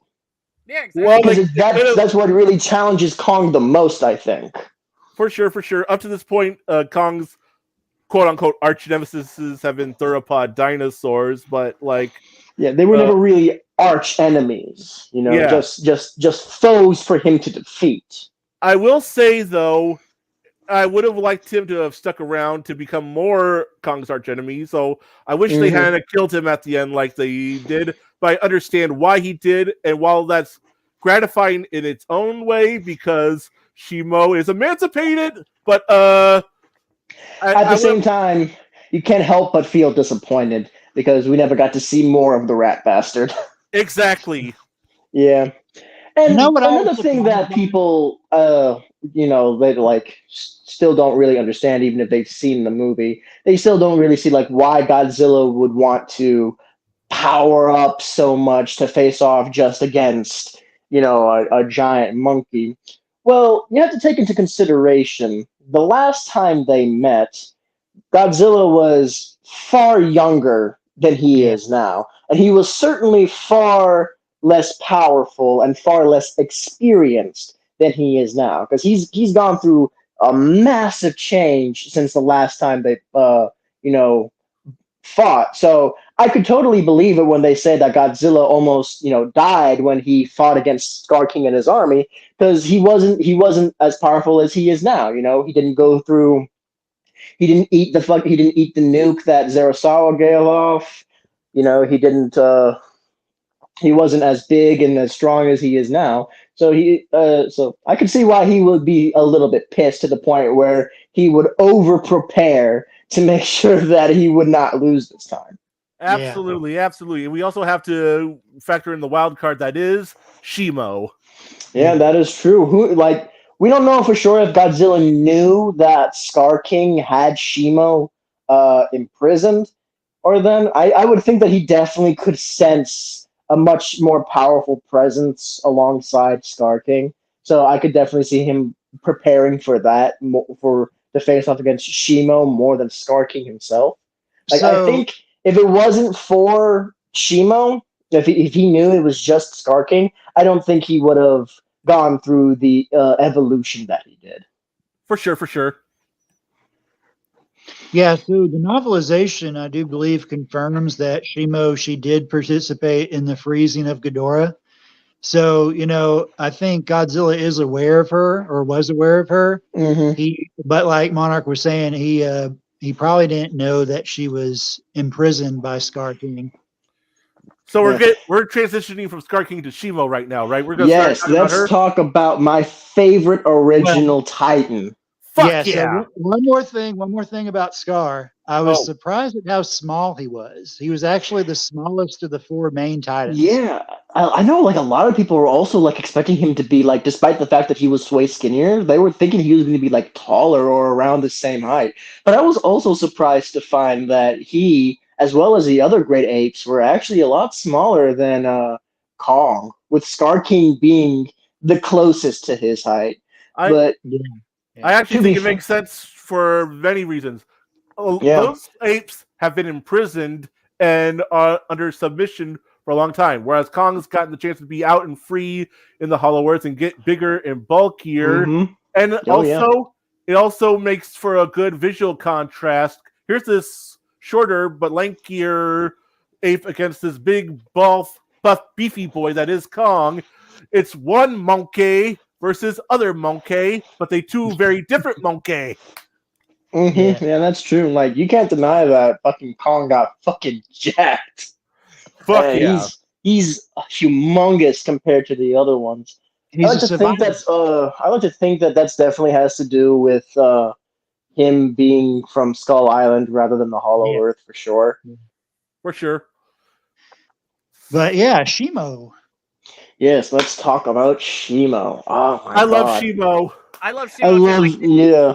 This shot in particular, I fucking loved. Like, between her and Kong right here, the shot, the way it's presented, it's kind of like something in God of War when Kratos is put against one of the giant gods. I do wish this photo wasn't cropped because I would able to present Kong as well, but that's one of the things I really digged. And also, there was just an overall lot of creativity put into the design. Like, it kind of looks like an ice crystal dragon, but at the same time, not exactly. It's unique. And even in the Hollow Earth, there's a lot of weight to her movement because even in the Hollow Earth, this is a juggernaut kaiju. She is massive. She's even bigger than Godzilla. Yeah, for sure. Now, granted, not necessarily like taller, given her more quadruple stance, but she's definitely has more mass to her. You can like the scene where she and Scar King and Godzilla and Kong are running at each other and they jump towards each other. You can see that she's definitely a lot more larger in terms of body mass and all that. She's a big girl. Yes. Yeah, exactly. Some people say that they notice her size, the height, her actual height, changing a bit. Some people say that she's never as tall in the movie again as she is in this particular scene. Do you all agree with that? And do you think that's a continuity error? I think that's more of like a camera angle type thing, you know? I think with the way that it's like, she's perceived in this particular shot, it makes her look like she's absolutely gigantic compared to Kong, you know?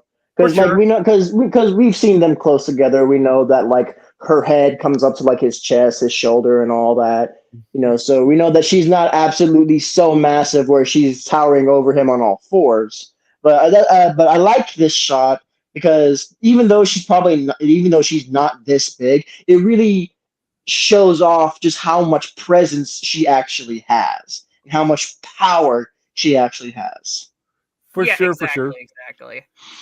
Yeah, but I love how, and according to the designer, Jared Krasevsky, or however the fuck you pronounce his name, I like how like he said he was approached and wanted to make Shimo seem like an ice Godzilla type thing, you know? Right on. And you can definitely see like the similarities in terms of like having like the spikes running down from the back to the tail, the way her eyes and the crystals glow up when she's about to use her ice breath, the fact that she has a breath attack. You can definitely tell the similarities, but there is still enough originality to her to where she is in fact still an original creature. Yeah, let's not forget that those similarities, while intentional, are also very superficial. Yeah. I can see that. But yeah, I did love Shimo, and after all this time of her being treated like shit from the Scar King, it was fucking awesome that she got the final blow. Because he was using her power against her. Oh yeah. Like I was not expecting the fact that Shimo was actually not really a full-on antagonist, you know? Like, from the very beginning, whenever we saw, like, that very first leak, like, all the way back to fucking, like, COD Vanguard when they did the whole Godzilla versus Kong crossover, and they had that cave painting of Godzilla fighting Shimo, I know everyone was always, like, trying to figure out, like, what the fuck could this be? And then those original leaks came out, and everyone just assumed that this was just going to be, oh, it's just another evil destroyer titan that's working with, you know, the Scar King to, you know, take over the world and all that. I just was not expecting to find that it was the complete opposite. You know, Shima was actually being forced against her will to do all the things that she had done. And then when she was finally free, she just became a big lovable dog. Yes, I love that. And a lot of people were expecting Space Godzilla out of her. Then they were like, oh, she's more like Anguirus. But nah, she's fucking Titanosaurus. Or she's all three of those combined, but in the best of ways. Yeah, exactly. Mm-hmm. And now she's definitely become a lot more famous, but not in a way that I don't think people really expected, you know? Like, she became everyone's favorite, but not in the way that we originally thought she would. You know, it makes me wonder, noobs who were hearing about the movie and following it, you know, Shimo, she kind of became part of the online hype rather quickly. So I'm wondering if there were any newbies who might have thought that she like is a legacy kaiju, given all the hype that she was given. And the funny thing is that no, she's not. She's actually an original. I can see the confusion because she has a very classic design. I've said this before. She, to me, looks like a Showa Ultra Kaiju, but made in the modern day. Yeah. Yeah, exactly. I'm gonna be right back. I'm gonna get a cup of coffee. No surprise. But yeah, like I said, you know, you can obviously tell the similarities to Shimo's design, like via being like a snow Godzilla type thing. But I also like to think that she also shares some similarities with another character from the video games, like Save the Earth and Godzilla Unleashed. Crystal. Exactly. Yeah. And now this just makes me want to see a lava monster based off of Obsidian. I would love that. I would love that so much. Because I love those two characters. You know, like those two like video game characters, like their designs are sick, and I would love to see more of that kind of dynamic where we have this ice crystal monster and then like lava rock monster. Yeah, so You know? so imagine that Rodan goes and he's trying to find a new volcano to roost in, and he finds one, and then he gets kicked out by this lava monster. That'd be hilarious. That'd be hilarious. And then he has to fly over and tell Godzilla what happened, and then Godzilla's like, shit, not on my watch, motherfucker. Godzilla goes to deal with the lava monster, but the lava monster actually ends up kicking his ass, and Godzilla has to go to the Hollow Earth and be like, hey, Kong, can I borrow Shimo for a minute or two? I would love that. That would be cool. I mean, that'd be even better. You know, there's a lot of people. It seems like every new installment we get for the Monsterverse, it seems like we're always talking about potential Toho monsters that might show up. But then I always fall back on, you know, let's see if we can try something original. Yeah, like it's awesome to see like original Toho creatures reimagined and brought back to life for the modern era. Don't get me wrong. Oh yeah, you know? Me too. But at the same time, this is also an original universe, you know, so you gotta have some originality as well. For sure. You know, bringing some new elements to the game to keep it more exciting and unexpected. And it's that line of thought that got a Shimo, and thank God for it, because I love Ice Doggo Lizard that is Shimo. Oh yeah, like I like to think that like her personality is like she can be very docile for sure, very benevolent. Mm-hmm. But if she has to, she can fucking wreck some shit. Like Kong. And like Mothra. Kong, you know. I also like to think that like even though she was being like mind controlled and like commanded, there was a part of her that was holding back from like fighting Godzilla and Kong because she didn't really want to. But I have a feeling that if she really wanted to, she could probably have wrecked both of their shit. Probably. Because this is the kaiju that caused the last great ice age, man. Like that is some serious power. Oh, Like that's speaking of, extinction level event power right there. That's Ghidorah level power. which is why it's no surprise she might have been the one to freeze him. I wish that detail had been in the movie as well as the novelization, but you know. But speaking of which, I gotta say something I forgot to say about when we were talking about Godzilla. I love Godzilla's moment where he prevented the Ice Age. Shimo started it, and then once everything calmed down, Godzilla's like, okay, now I'm gonna fix this. And just adding to the badassery that is Godzilla. Yeah, this is true. Godzilla prevented the second Ice Age. You can all bow to him. Who wants to touch him? I said, who wants to fucking touch him? But yeah, it's like, but he definitely put that power up to use. For sure. For this. Trev, you keep trying to say something. What is it you keep trying to say, Trev? Oh no, I've been just kind of chuckling, but I also had like another thought about the lava monster thing. You know, that Rodan gets kicked out and then he goes to Godzilla and he goes, Godzilla, there's something funny going on. You better check. I love it. I just got it. But okay. Hurry up. Oh my god. I swear to God, Godzilla vs. Gigan was a fucking acid trip of a movie, bro. In the best of ways. In the best of ways, for sure. But one thing I want to say about Shivo, I love that moment she had where her eyes widen when she's like, I'm free. I'm free. And then she looked over at Scar King and was like, you son of a bitch.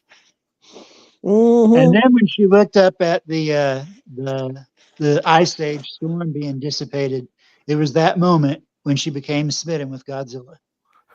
I ship it. Makes more sense than Godzilla and Mothra. Oh my god, fucking A. It makes more sense than Godzilla and Mothra, and you know it. Yeah, it's not as iconic though. True. That's true. But yeah, I will. And you know, I have to say, and I didn't really get to express my thoughts on this, so I'm just gonna go ahead and say now, the new design for Godzilla has definitely grown on me. After seeing it in action, it's definitely my favorite. You know, in terms for this Godzilla, I like the design because I think it works the best for this Godzilla. You know, right on. It has grown on me. I think in motion, when it's actually being used, it's great. But there are still some moments where if you pause it can look a bit awkward. So I would like them to work with it a little bit more and refine it for the next movie. Yeah, because there was a whole thing that going out around not that long ago saying that the evolved form was only temporary. But what I think they mean by that is I don't think like the form itself, the appearance is temporary, because once you alter your body as drastically as he did, you know, you can't just go back to how he looked before, you know. For sure. He can definitely retain some of that bulk, you know, kind of have like a bulky yet agile form, which I would like to see. But I think what they meant to be temporary was the power up, the pink power, basically. Right. So I think that like they're saying that he's going to go back to blue. I hope so, because Godzilla and blue just go together, you know? Yeah. But I did like the pink. The pink did not look bad. No, the pink actually did not look bad. Like it was actually very nice to see. And as far as designs go, this is my favorite one for Monsterverse Godzilla. You know, like G14, it was iconic, definitely, because you know it reinvented the character. You know, but you know he was a bit fat. I'm not gonna lie. He was definitely definitely chunky with the elephant feet. You know, his head was too small. Shit, man. His head was too big. Too big. Like, and then, Don't King you of the mean the Monsters' neck? head was small. Don't you mean the neck was too big? Because that thing was thick, like a motherfucker. He was a thick boy, but to be fair, when you've been sleeping for like millions of years, I think you tend to put on a bit of weight. True. And then, like as the spine design, I like the spines, but to me, they always felt a bit too small. They always looked a bit too small in some scenes to me, And like again, they looked nice. They did the job of being like imposing and intimidating, but they were just too small in my opinion. So and you then, want of them course, to be bigger? Yeah, and then of course, King of the Monsters came around. The spines got bigger. They paid homage to the original 54 spines, and they looked good. But I think the spines that work best for Monsterverse Godzilla is definitely his newer spines, more sharper, more but still retaining a good bit of size to them. But definitely, as far as original spine design goes, I think it's definitely the best one looking for him. One thing I do have to say about the new design is I don't think they utilized it as well as they could, because they gave Godzilla elbow spikes and Stegosaurus spikes at the end of his tail, and he never uses either of them. No, that is true. Like, I understand wanting to have something to add to like for design flair, but for something like the Thagomizer at the end of his tail, to not use it is kind of stupid. For sure. Like, I can forgive the elbow spikes because we we've seen monsters with elbow spikes before and not really use them. So I can forgive that. But the Thagomizer, the Thagomizer doesn't really fit Godzilla in my opinion. I respect that. Trevor, you got any thoughts on the subject? Yeah, well, see, this lends credence to him keeping this design at least for another movie, even if they change his overall radiation color. Because if they keep this design, they have a chance to use that tail. I mean, he almost did whenever he batted Scar King back to Kong, but he didn't really use the tip of the tail. So, if he keeps this design, he could use his elbows, he could use his tail, and that's a point in favor of it sticking around. Yeah, and like Cody said, I would like for them to refine it a little bit for the next film. Kind of, because I could see this design being more of like a trial run for a finalized design type thing. You know what I mean? Mm-hmm.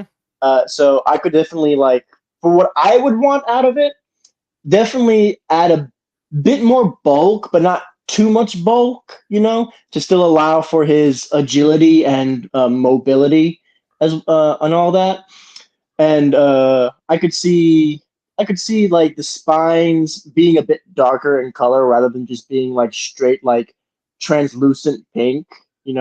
Have them a bit more of like a darker color. Heck, have them have the color of the fucking Millennium Godzilla, the fucking straight up dark purple pink color hue. Because as a lot of people have pointed out, the design is very Millennium inspired.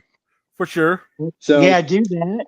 I could see. And I give would. him the orange fire. The orange fire would definitely look cool. Just go straight up homage. I would love that. I would love to see the tail a little bit longer. Yes. Because I've always liked Godzilla with a long tail, so he's able to like whip some people. Like the tail is not bad now, but it could definitely be better. And then of course, it kind of feels like it gets shorter with each movie, doesn't it? It does. It does feel like that. So I would like the tail to get longer. Get rid of the Thagomizer at the end of the tail. Because if he's not going to use it to fucking stab and whack, then what would be the point? For sure. Keep the elbow spikes. Heck, maybe even make them a little bit bigger so he could probably start fucking Gamera up in this shit. I'd love that. But the Thagomizer is a no-go for me. Or he uses the Thagomizer and he breaks it, and that's how they get rid of it. Yeah. And then definitely give him a waist, bro. I know his waist is pretty much non-existent due to the fact that he's mostly hunched over most of the time in the film. If you've noticed, whenever he got his evolved form, he was usually all hunched over, fucking bad posture type shit. For sure. Oh, getting back to what you said, Trevor, about how the way he loses the Thagomizer. Imagine that's the killing blow. He smacks a fool with his tail, and he stabs them in the neck with those, but they break off in the process. And then Godzilla looks at it, he's like, "Oh shit!" But then he's like, "Oh wait, I won." Then he does victory screonk. I would love that. There we go. That would be his death blow for the next movie. We cracked it. And I am excited for the next movie. I'm excited to see what direction. I think Jared is definitely hinting at the fact that they have stuff planned. They just need to have the green light for it. Yeah, I think they will get it for sure, because this is definitely. I think this Monsterverse film is the one that's made the most movie thus far, most money thus far. The most movie. It's the most. Learn English, pal. It's the money that's made the most movie.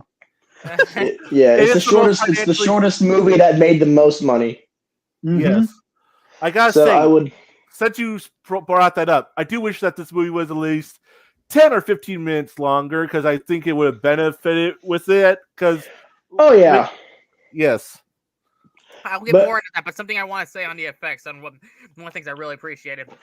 It's interesting watching this and -1 back to back, because we see they're two drastically yet still effective ways of bringing Godzilla's size to screen. In -1, he slowly lifts his body up and then drops it to the ground, showing this freak of nature, even as trouble building its body weight. Here, how we capture this thing's size, this is a much faster movie full of action, so a faster Godzilla is required, right? Yeah, he's fucking way bigger too. Than compared to -1. But how is this brought to life? Easy. They make him move and run like a lizard, and that makes it very convincing and works with this version's agility. Oh yeah. Since you brought up a similarity about -1, fun fact: there's actually a scene that was added in while this movie was in post-production. After they saw the trailer for -1, where Godzilla's foot comes down and it lifts all those people off the ground and makes that big crack, Adam Wingard wanted a similar scene in this movie, so they added a scene where Godzilla stomps on the ground so badly it makes the ground rise up and crack just like that. I heard about that. Yeah. What do you guys think about how we get these two drastically different ways of bringing the size? I love it. Yeah, so honestly, it just goes to show that no matter what form or what direction, Godzilla will always be Godzilla. Yes. That's just how it is, Be him a metaphor for the destruction of the destructive nature of humanity, which of course I personally think is the best form for him, or he's the natural protector of the natural balance of the world and all that. Mm-hmm. No matter what direction he comes in, Godzilla will always be Godzilla. He'll always be the breathtaking presence of pure, raw, radioactive power that no one wants to fuck with. Yeah. Fuck yeah. And then, of course, Kong. I really loved Kong's story in the Monsterverse. It's definitely a nice, fresh reprieve of the same tragic story for him. Don't get me wrong, it's definitely what's made him such a favorite throughout the years. With the original film, and then Peter Jackson's King Kong revitalizing that original tone and making it somehow even way fucking more tragic and sadder.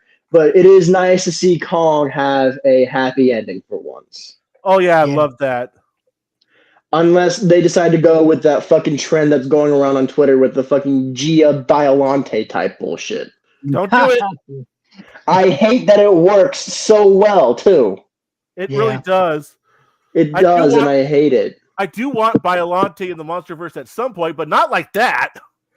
It'd be like that thing in Full Metal Alchemist where you guys know that meme. No, shut up. You be quiet. You be quiet, Joey. Shut up.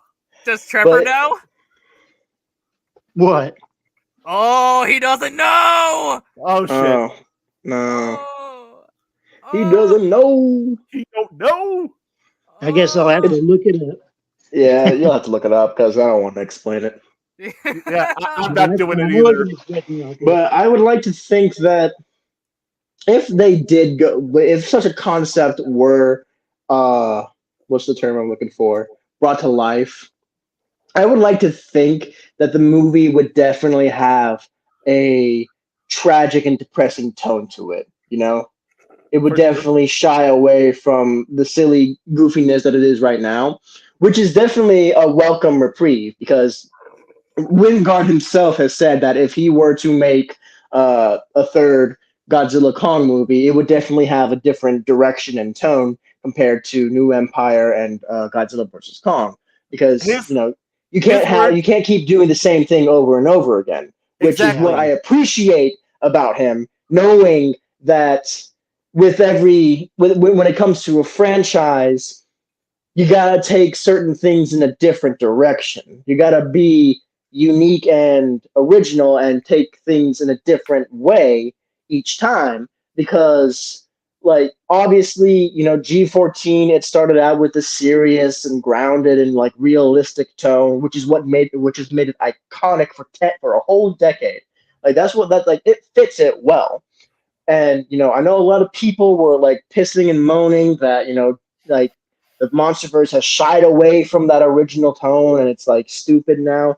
But let's be honest, if we had the last few movies be exactly the same as G14, we would be bored of it. Thank you. We would be saying that. 100% bored of it. And they know it too. They don't want to admit it though, but they know it too. Because you can't have the same movie over and over and over again. We did have Monarch though, that was overall, in my opinion, way better. 2014, but way better. Yeah, but it also definitely was like also shining in to the like fantastical grand theme of Godzilla versus Kong and New Empire with the Hollow Earth. That is true. So yeah, like and I'm not saying that like you just have one film focus on one theme and then just completely forget about that theme. You can definitely have another film have that same theme, but you just can't ignore previously established background and themes and all that.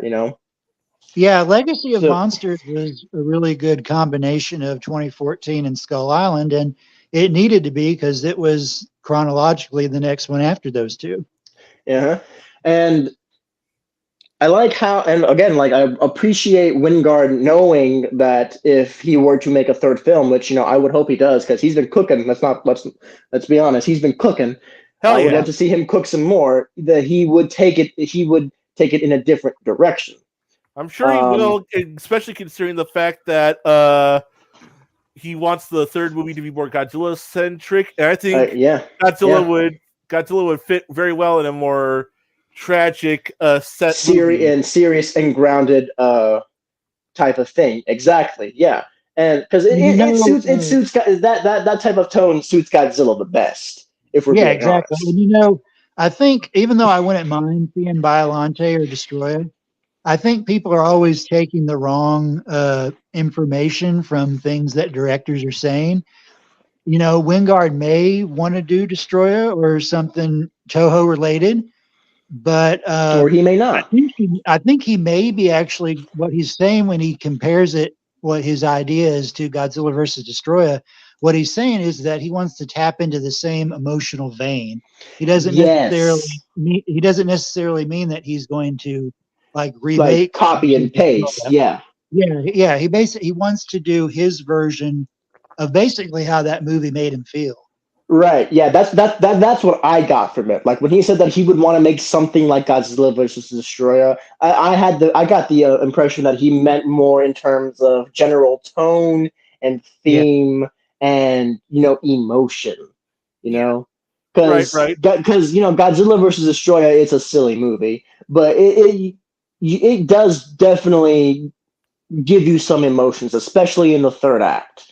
A silly movie. I'd say it takes itself pretty seriously. Like it's not realistic, like 54 minus 1 or anything like that. But yeah, like the Heisei film, the Heisei era definitely does do a good blend of having the serious and grounded with the goofy and ridiculousness Yeah. type thing, because obviously Godzilla is the main threat. We all know what he's representing, the definite, the destructive nature of mankind and all that.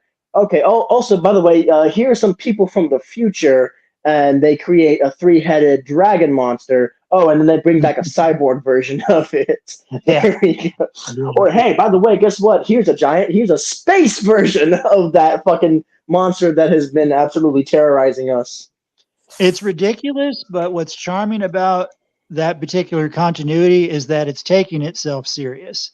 Yes, That's what's charming. yes. About it. It's all ridiculous. It's all ridiculous, but it's charming in the fact. It's also kind of admirable that they're wanting to take it seriously. It doesn't lose that serious, grounded tone that it started out with 1984 when the Heisei era first started. So the moral of the story is the Heisei Godzilla series is the best Ultimate Godzilla series. Yeah, pretty much, yeah. Or some of the early Millennium, the Millennium films and all that, like Godzilla 2000 with the whole fucking, oh hey, we're gonna fight an alien, or Godzilla versus Megaguirus with the whole, hey, let's shoot a fucking black hole at Godzilla. This still throws me off, man. I love the best idea was to have an uncontrollable cosmic force imprison an uncontrollable Earth force, and they didn't even do it right. Yeah, I love Megaguirus for how batshit insane it is with that shit. agreed. God. But also, I don't think we talked about the human characters yet, so we should give our take on them. Yeah, that's my final, on one final note on the whole Gia Biolante theme that's going on. I would like to think that, aside from having the whole like sad and depressing bit, Tone, I would like to think that this would also. I saw a post going around where I saw this art bit where Kong was protecting Giolante, as they're calling her, from Godzilla. And I saw that, and I was just thinking to myself, damn, that would actually be an actual real good reason to have round 3 of Godzilla versus Kong. Kong protecting Giolante from Godzilla, and Godzilla seeing Giolante as a threat to the natural order because of how she is, has no choice but to kill her. But I would also like to think that this would be the one time where he wishes that he didn't have to. Yeah. I can see that. You know what I would like? Here's my idea bouncing off of that. Imagine if the reason Gia turned into Giolante was because of another external threat, like another big bad monster, and when Godzilla and Kong are fighting, and then Gia joins in to help Kong fight Godzilla, and they're about to mess him up. This bad monster comes up to them. The new big bad monster comes up to them, and he's about to fuck them up. And they're like, "Oh shit, we need Godzilla for this one." And so Mothra comes in, and she resurrects Godzilla the way she did in King of the Monsters. And then it's a triple threat throwdown where Godzilla, Kong, and Giolante fight whoever this big bad might be. And then at the end, it looks like Godzilla is about to go at Gia again. Kong's like, "I'm still going to fight you," but then Godzilla turns around and walks away, leaving Kong and Giolante to live in peace with the Kong tribe in the Hollow Earth. The end. Too many happy endings, man. Too many happy endings. Because the staple with Godzilla versus Biolante was that it wasn't a happy ending; it was a bittersweet ending. Yeah, that's true. Real bittersweet ending. That's a good point. And you're like you said, too many happy endings. There needs to be at least one sad note. Yeah, I would definitely, if it were me, I would definitely kill Giolante off. I would definitely have that same sort of emotional pool as Godzilla versus Biolante, But if we're going that Toho route, this might be asking for too much. Not just Giolante, but why not make Destroya what they're going up against? I would love that. Yeah, that'd be cool. But on the note of this picture, sorry. I have to say that the final moment with these two, it did choke me up, and I wasn't expecting that. Yeah. mean Gia and I Eileen? loved it. I saw it and I was like, "Aw, one Yeah. of them's gonna fucking die next time." Oh gosh. Yeah, I gotta say, Trevor. Gia was the best character from the last movie, and she's still the best character from this movie. But because Eileen has a stronger emotional cord to Gia this time and really fully embraces that surrogate mother role, it elevates her too and makes her better too. So I'd say they're the two best characters, even though my favorite human character personally is Trapper. Yes, Trapper. God, I Yeah, loved him. I loved how he basically represented what we all felt about this movie, which was silly and goofy. Yes, Yeah. I love how he's so charming. He fits so well. I think the He problem does. with Nathan Lynn in the last one is the fact that he played it too straight, and it sort of did not jive as well with the more goofy tone that movie was going for. Whereas Yeah. with this character, he was always meant to be in that cartoonish vibe as the rest of the movie, so he fit better. Yeah. My thoughts on the characters is I think they are serviceable for what they are. Now, I know some people are going to head to the comments by saying, oh, you're not judging it on its own terms. You're comparing it to -1. I'm not. The thing is, I ain't saying they can't. I'm not saying they have to be deep or complex. I'm saying that isn't the story it's trying to tell, but to be like some of Fukuda's best characters, like versus the Sea Monster, Son of Godzilla, versus Gigan.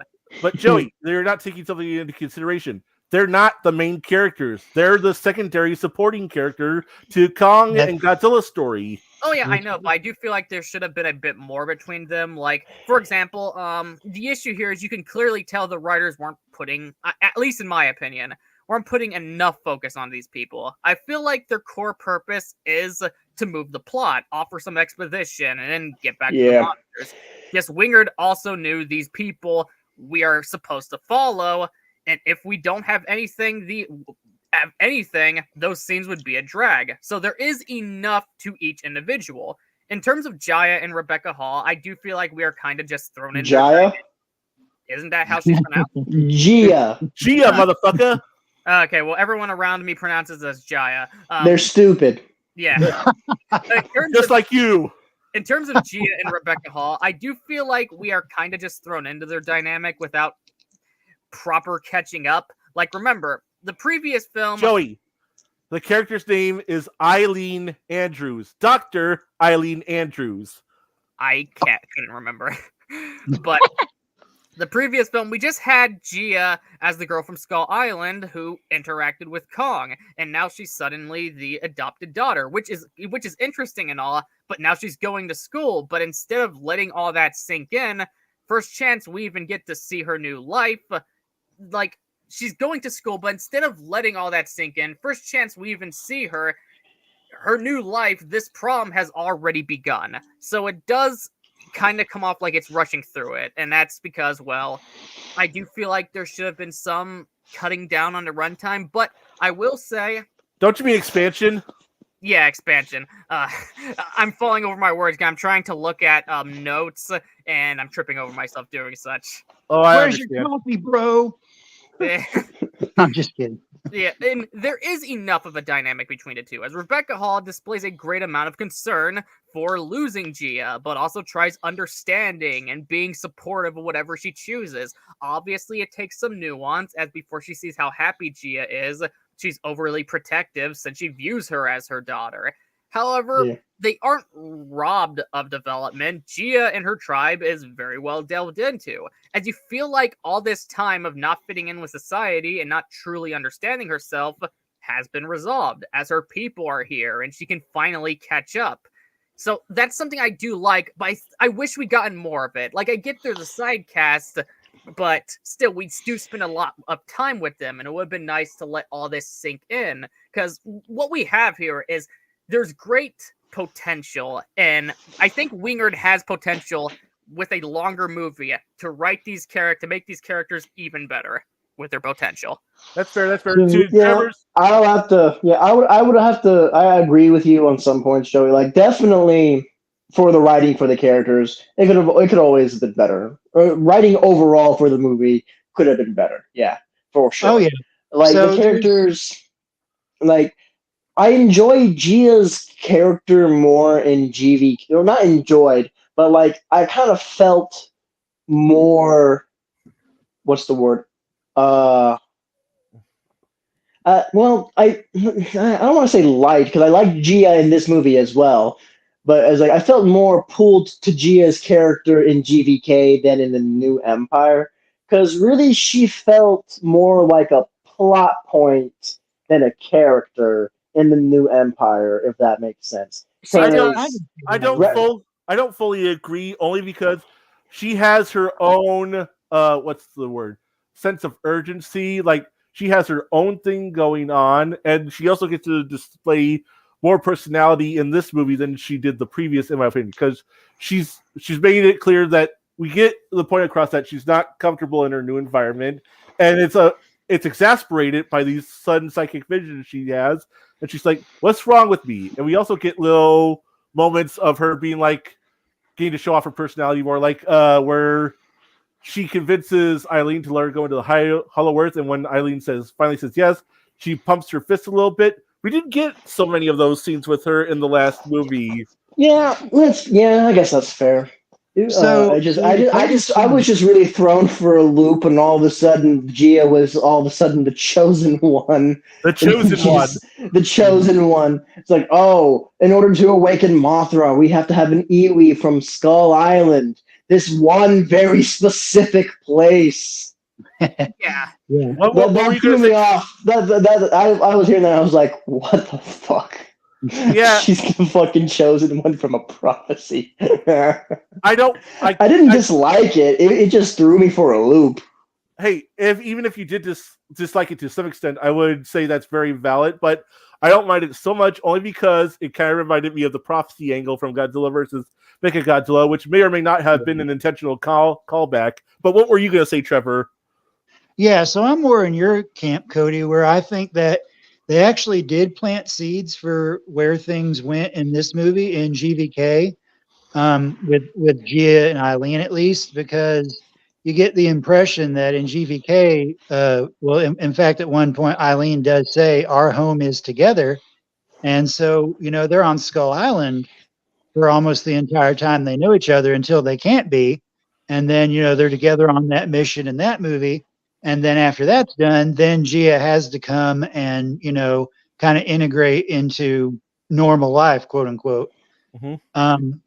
So, yeah, I think the whole "our home is together" thing kind of flows into this. I also think that Gia is the human counterpart to Kong's arc, in that once she is in the normal world, she feels out of place and she wants to find her belonging.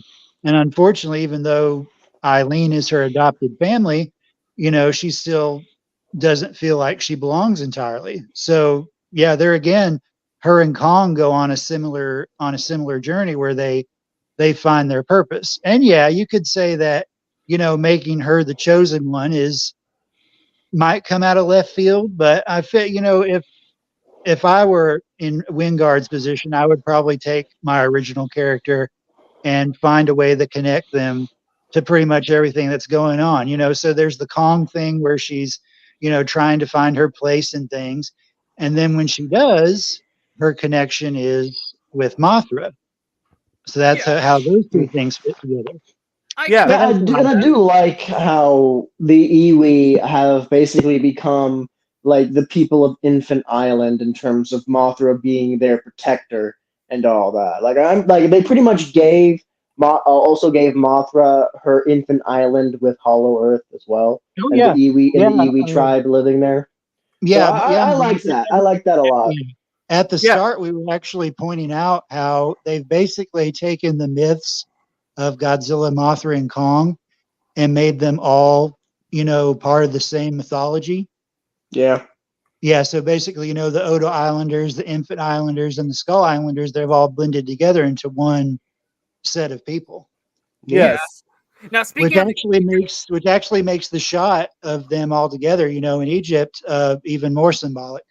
Yeah. Oh, yeah. If I might interject for 1 minute, something you pointed out, Trev, the fact that Gia and Eileen were set up in GVK and expanded upon here in New Empire. A lot of people complain about, but I don't want to have to do homework to get the full story. People don't realize that that's a bit of a double-edged sword, because one of the points of having a series is that you have to expand on ideas from past entries to an extent. So, and that's just what they did here. So it's about finding that right balance. And in my opinion, they're leading in the right direction with this. Or even think about the line from GVK where, even though at that point it's a ruse because they don't know for sure, when Eileen tells, or Nathan and Eileen tell Gia to tell Kong, hey, maybe your family's down there, and hey, that's basically what this whole movie's about. And that's just one simple line of setup. Right. Oh yeah. now, speaking of You could really. Oh, sorry. Go ahead, Joey. Now, speaking of the Iwi, something I do want to say, like, Fela Chen's actress does really good. She does a very similar job to Gia's actress in terms of being silent, but telling everything that's needing to be told with her emotion. Like, for example, when she gives Gia back to Eileen, you can tell that she has that mindset going on that, hey, she's yours. We did what we needed. And you can tell she cares. Now, I mentioned the positive, but now I'm going to mention something a bit more negative. I do wish, it's presented like she knows that she cares about Eileen a lot, but I do wish that was a little bit more delved into, as during their moments together, again, when they find the Iwi, they're mostly just learning new things, like about the Scar King, Mothra, Kong, Godzilla, and things like that. So she doesn't really get much time to witness Eileen and Gia's dynamic. So it does lack a little bit of weight in that regard. But I do have to give credit to Fela Chen's performance in that sense. I just wish there was more length there, but that's because Adam Wingard is allergic to 2 hours. Hopefully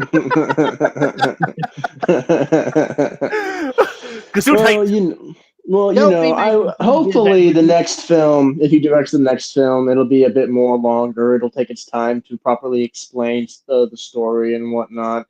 Yeah. For the next film, it really just depends on who ends up directing it. What direction it'll go, Now, For sure. Yeah, and then there's also the comedic reliefs like Trapper and Bernie, which I enjoyed them. I thought they were fun. Again, a lot like D-Man, I wish they had more to do, but again, what we do get is pretty nice between them. Because, for example, when it comes to Bernie, I feel like he is given more time to breathe here than he is in Godzilla vs. Kong. He's funny. His jokes about trolls doubting his credibility as a conspiracy theorist are clever, because if something like this happened in real life, that's convincing. That you would have trolls going after his podcast. I am 100% on the train that Ghidorah Stan 54 is that fucker Josh from GVK. I am 100% on that train. Yeah. I agree. He probably... And he really is just a normal guy with a podcast. That's one of the things that we really do get here, which is why he gets overly excited and handles things in the least professional way possible, which again makes sense while being funny. Okay, I'm of two minds. Part of me wants to talk about my own personal feelings about Bernie, but at the same time, I also want to ask you guys a question that Bernie's presence raises a bit. So I think I'm going to go that route because I'm curious what you all have to say. People have made the argument that conspiracy theorists don't work in the Monsterverse only because so much fantastical stuff has already been proven to be true. Why would anyone have any reason to doubt any other sort of conspiracy theories? The role of conspiracy theorists is always basically made mute by the presence of the Monsterverse and the Hollow Earth. What's your guys' take on that? I disagree with that. I disagree with that too, because here's something that actually kind of puts that into perspective. If you recall from the first episode, I think it's the first episode or the second episode of Legacy of Monsters, when what's her name again? The female main Kate. character. When Kate is going to Japan and Yeah, I know she's what you're in the doing. cab ride, with and she sees the cannons and all that, the fucking driver talks about how the whole San Francisco attack was just CGI from the government, and that he had a whole podcast about it and all that. So obviously, even though they live in a world of monsters now, there's obviously going to be people who live in denial about that if they Stupid don't see people. it. There's going to be those, like, you got to see it to believe it type people, and some of them obviously don't see it, so they think it could be fake and all that. So there's just people who live in ignorance. Yeah, you're right, and there would definitely still be people like that. But we also have to consider where that falls in the timeline. That's only 1 year after 2014, and really it was just Godzilla and the Mutos who were the only monsters that popped up so far. I'm sure after the events of King of the Monsters, you would be hard pressed to find people who are still like that, unless they're just complete morons and they're keeping their heads in the sand, to quote Bill Randa. I Yeah, think but there might still be people like that, but yeah, I think it gets harder to believe the longer the timeline goes on and the more fantastic stuff is revealed. But then again, the public doesn't know about Hollow Earth, so there's that.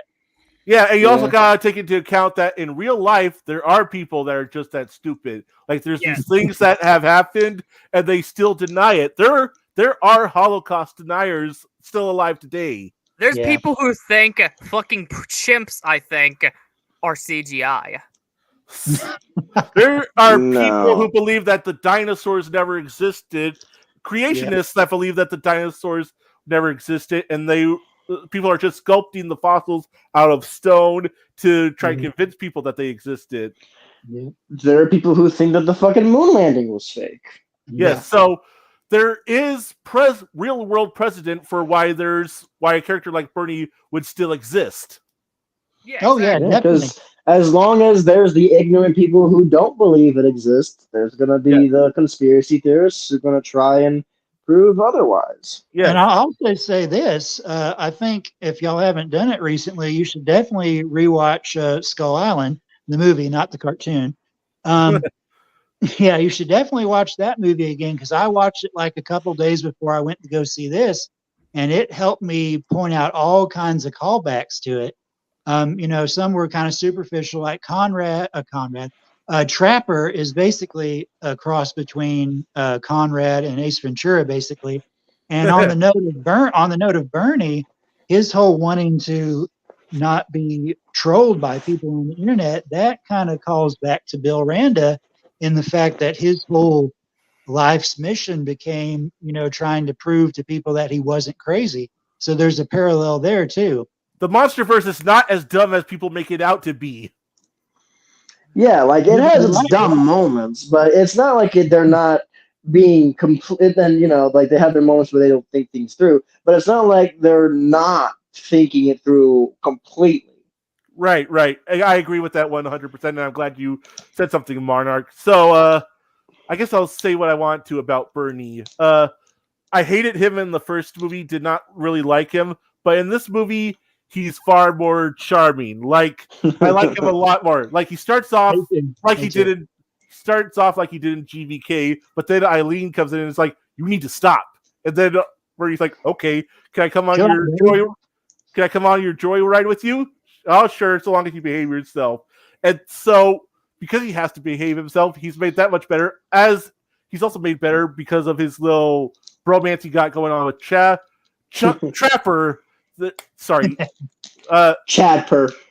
Whoever he is, I like their dynamic together. Little Abbott Costello action going on there. Modern Abbott Costello. So, you know what I also like? Sorry, Cody, just real quick, let me interject. I also like the meme that's going around that says the vision has never been more clear that Trapper is the one who will build Jet Jaguar. And then someone also had a screenshot of the two guys from Versus Megalon. and they compared them to Bernie and Trapper. It was hilarious. Wow. I love it. That needs to be a thing now. Get me Jet Jaguar and the Monsterverse through these guys. Hey, it's possible for Jet Jaguar to be made. You know, they made Mechagodzilla. They made the Beast Glove. Hell, the fucking schematic that they showed of the arm, that was literally Gypsy Danger's arm. Yes. Yeah. Like, it was literally Gypsy Danger's arm. So you can't tell me that they cannot make Jet Jaguar. I don't know what they'll do about the whole, like, size changing thing. That's probably going to be a little hard to do. But Jet Jaguar can be made, and I am here for it. Give me Jet Jaguar. It can be done, so do it. But I mean, they did the whole Pym particles in Ant-Man, even though that's a comic book thing. I mean, they can come up with something similar for this. Yeah, hey, you know what? You know what? And you know what? And there's still a lot we still don't know about Hollow Earth. There could be some kind of the energy source could react differently to certain things. We don't know. See, really, the Hollow Earth can that's their excuse for doing anything they want, if you think about it. That's pretty much, 100%. I want to talk about Trapper. Trapper, the Australian dude, is. Hold on, I wasn't finished with about my point about Bernie.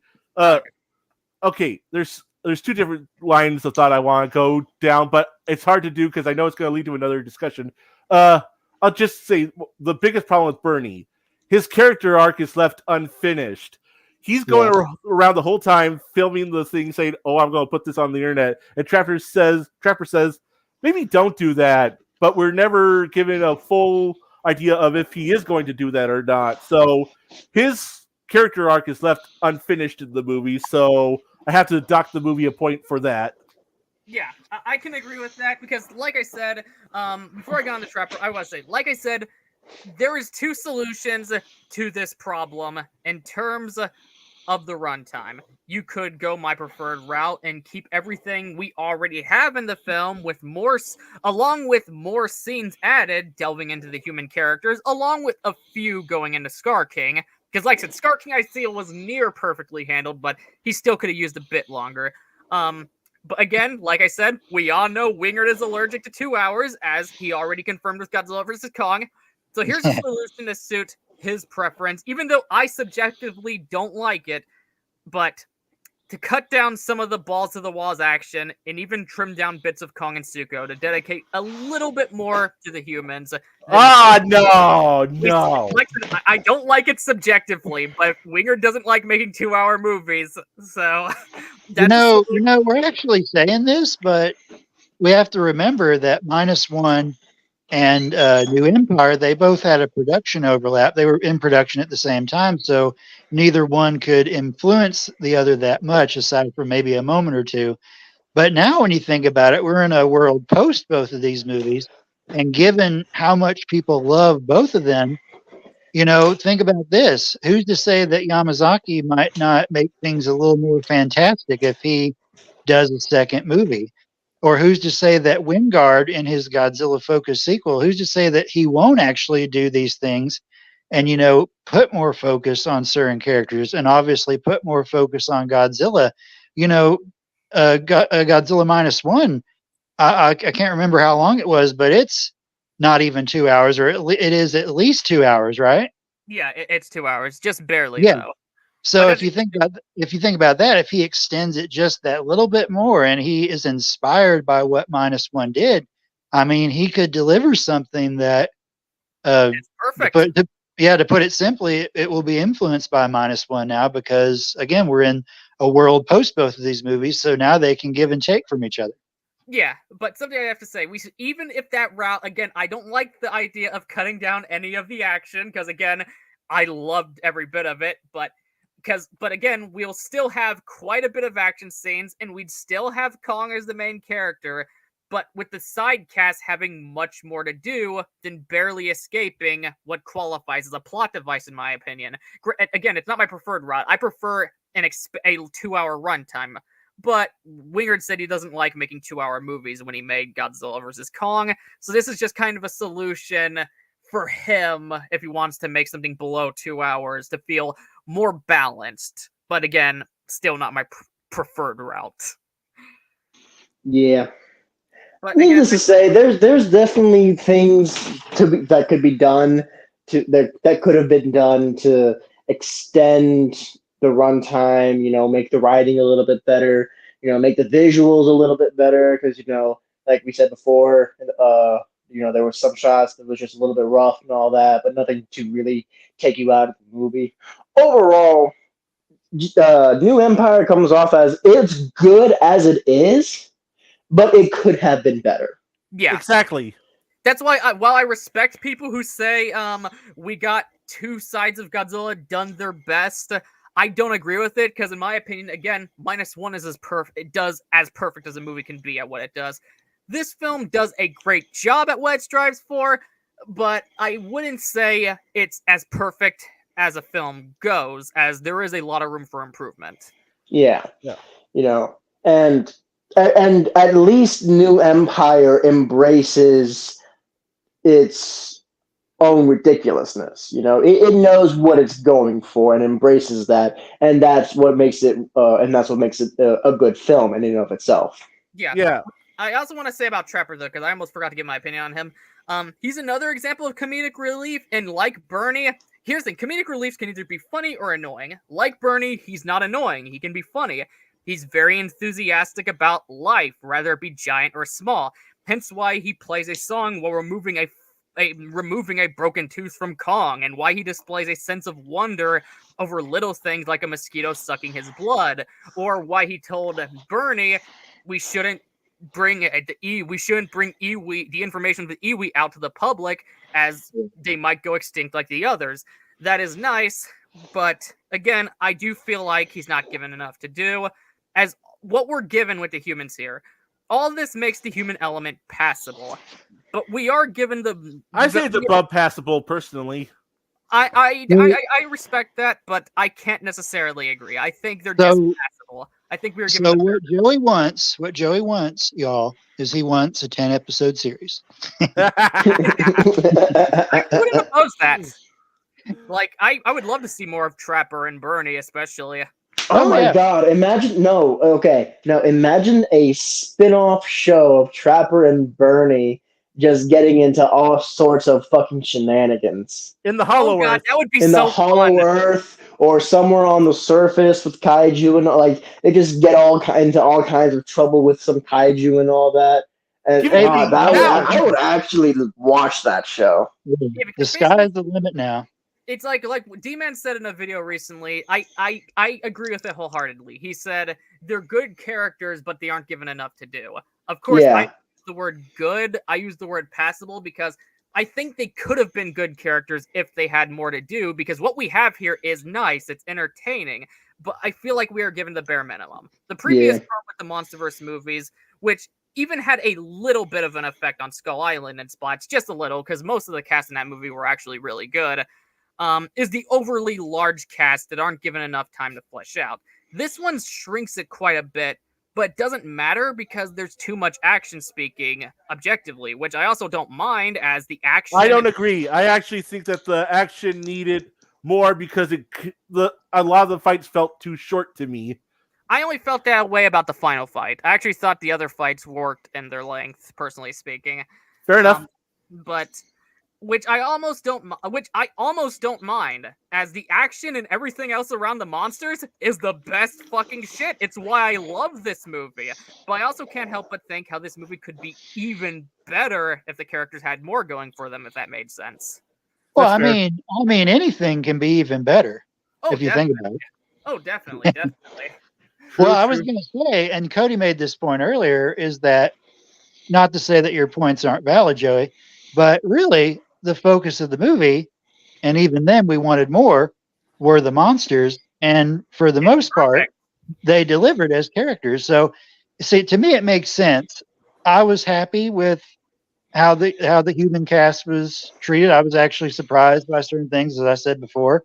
So again, to me, it's okay because the kaiju were the focus in this particular instance. Yeah, let me put this to you this way, Joey.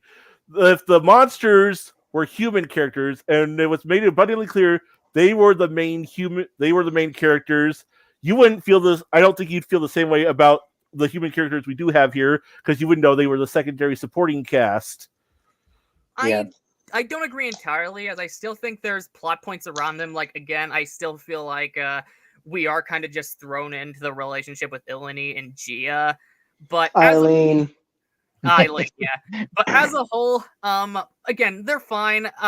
They kept me entertained while the monsters weren't on, which, hey, it did its best thing, which is the action. And again, I almost don't mind that the human characters are just passable, because they do their job, they move the plot, they get it from A to B, they keep me entertained enough when the monsters aren't on, and then when the monster's on, that's when the great shit hits.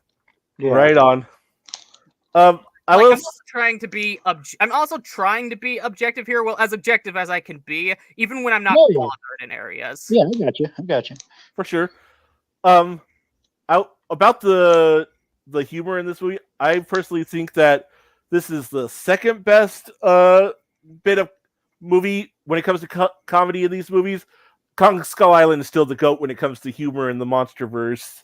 Yeah, I can agree with that. Yes. Yeah. But you have John C. Reilly there, so... Yes, an actual comedian. Yep. He was such a good character. True. But just wanted to wrap up my thoughts about Trevor. I love what a carefree, life-loving, nonconformist that Trapper is. That made him very charming and endearing to me. It makes him my personal favorite human character in the movie. For me, it's a tie between him and Bernie. I was very entertained by both of them. Right on. I would love to see Trapper in the future, in like future installments. Like maybe if they ever make if season 2 follows after the events, or if they make a season 3 of Legacy of Monsters, hey, we could have Trapper come in for a few episodes or something of the like, or in the next film he could be in the next film. We don't know. I would love that. To be honest, they might just bring all of them back, because really, I think this was the best instance of bringing characters from a previous movie back, because I felt like they were properly expanded. I didn't hate what was done with the Russells and GVK, but at the same time, they did feel like they were pushed to the back a little bit. I felt that kind of same way too, with definitely with Mark. Yeah, for sure. What's her name?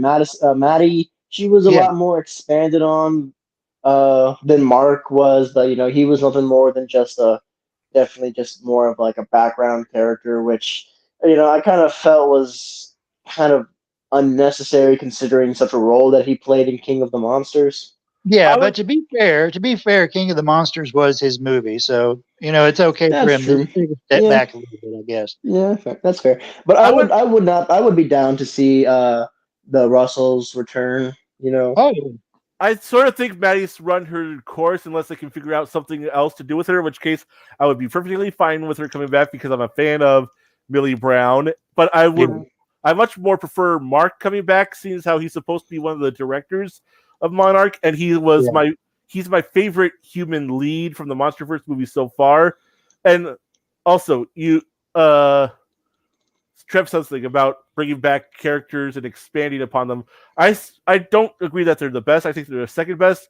I think they are the second best to Dr. Serizawa being brought back from 2014 into King of the Monsters. Oh yeah. Serizawa was and I think we also have to consider, if Adam does his third movie, I think he's very comfortable with these characters. So I think we'll basically see everybody that we've already seen introduced to make it to the end of his trilogy. And of course, he'll probably introduce at least one or two new people too. Yep. Maybe. Anything for him to learn from this is make something that's 2 hours. I know he says he says he prefers making movies below 2 hours because he says he finds it more of a challenge. But way I see it, it's like, Adam, if you've completed the challenge already. Yeah. Now make a long movie. Yeah. You made your point twice. Yeah, especially I don't want to sound mean here, but Adam's a great director, but I don't think he's up for the challenge of making a Monsterverse movie below 2 hours, because both attempts, she had stuff that were underutilized. But if he does 2 hours, especially with a small cast like this, he can make something phenomenal. Right on, right on. Notice how we're talking about these characters in specific and not the new characters introduced into this movie. And a big part of that is because they suffer from what you're talking about, Joey, because the overall screen runtime for the movie is so condensed that they aren't able to leave as much of an impact as returning characters or Trapper was able to. Yeah, exactly. So are we talking about like the people at the outposts like that, Yes. and also some of the iwi like Yes. that? Yes. Yeah. Okay. I got you. Yeah. But when it comes to the human characters, they're passable in my opinion.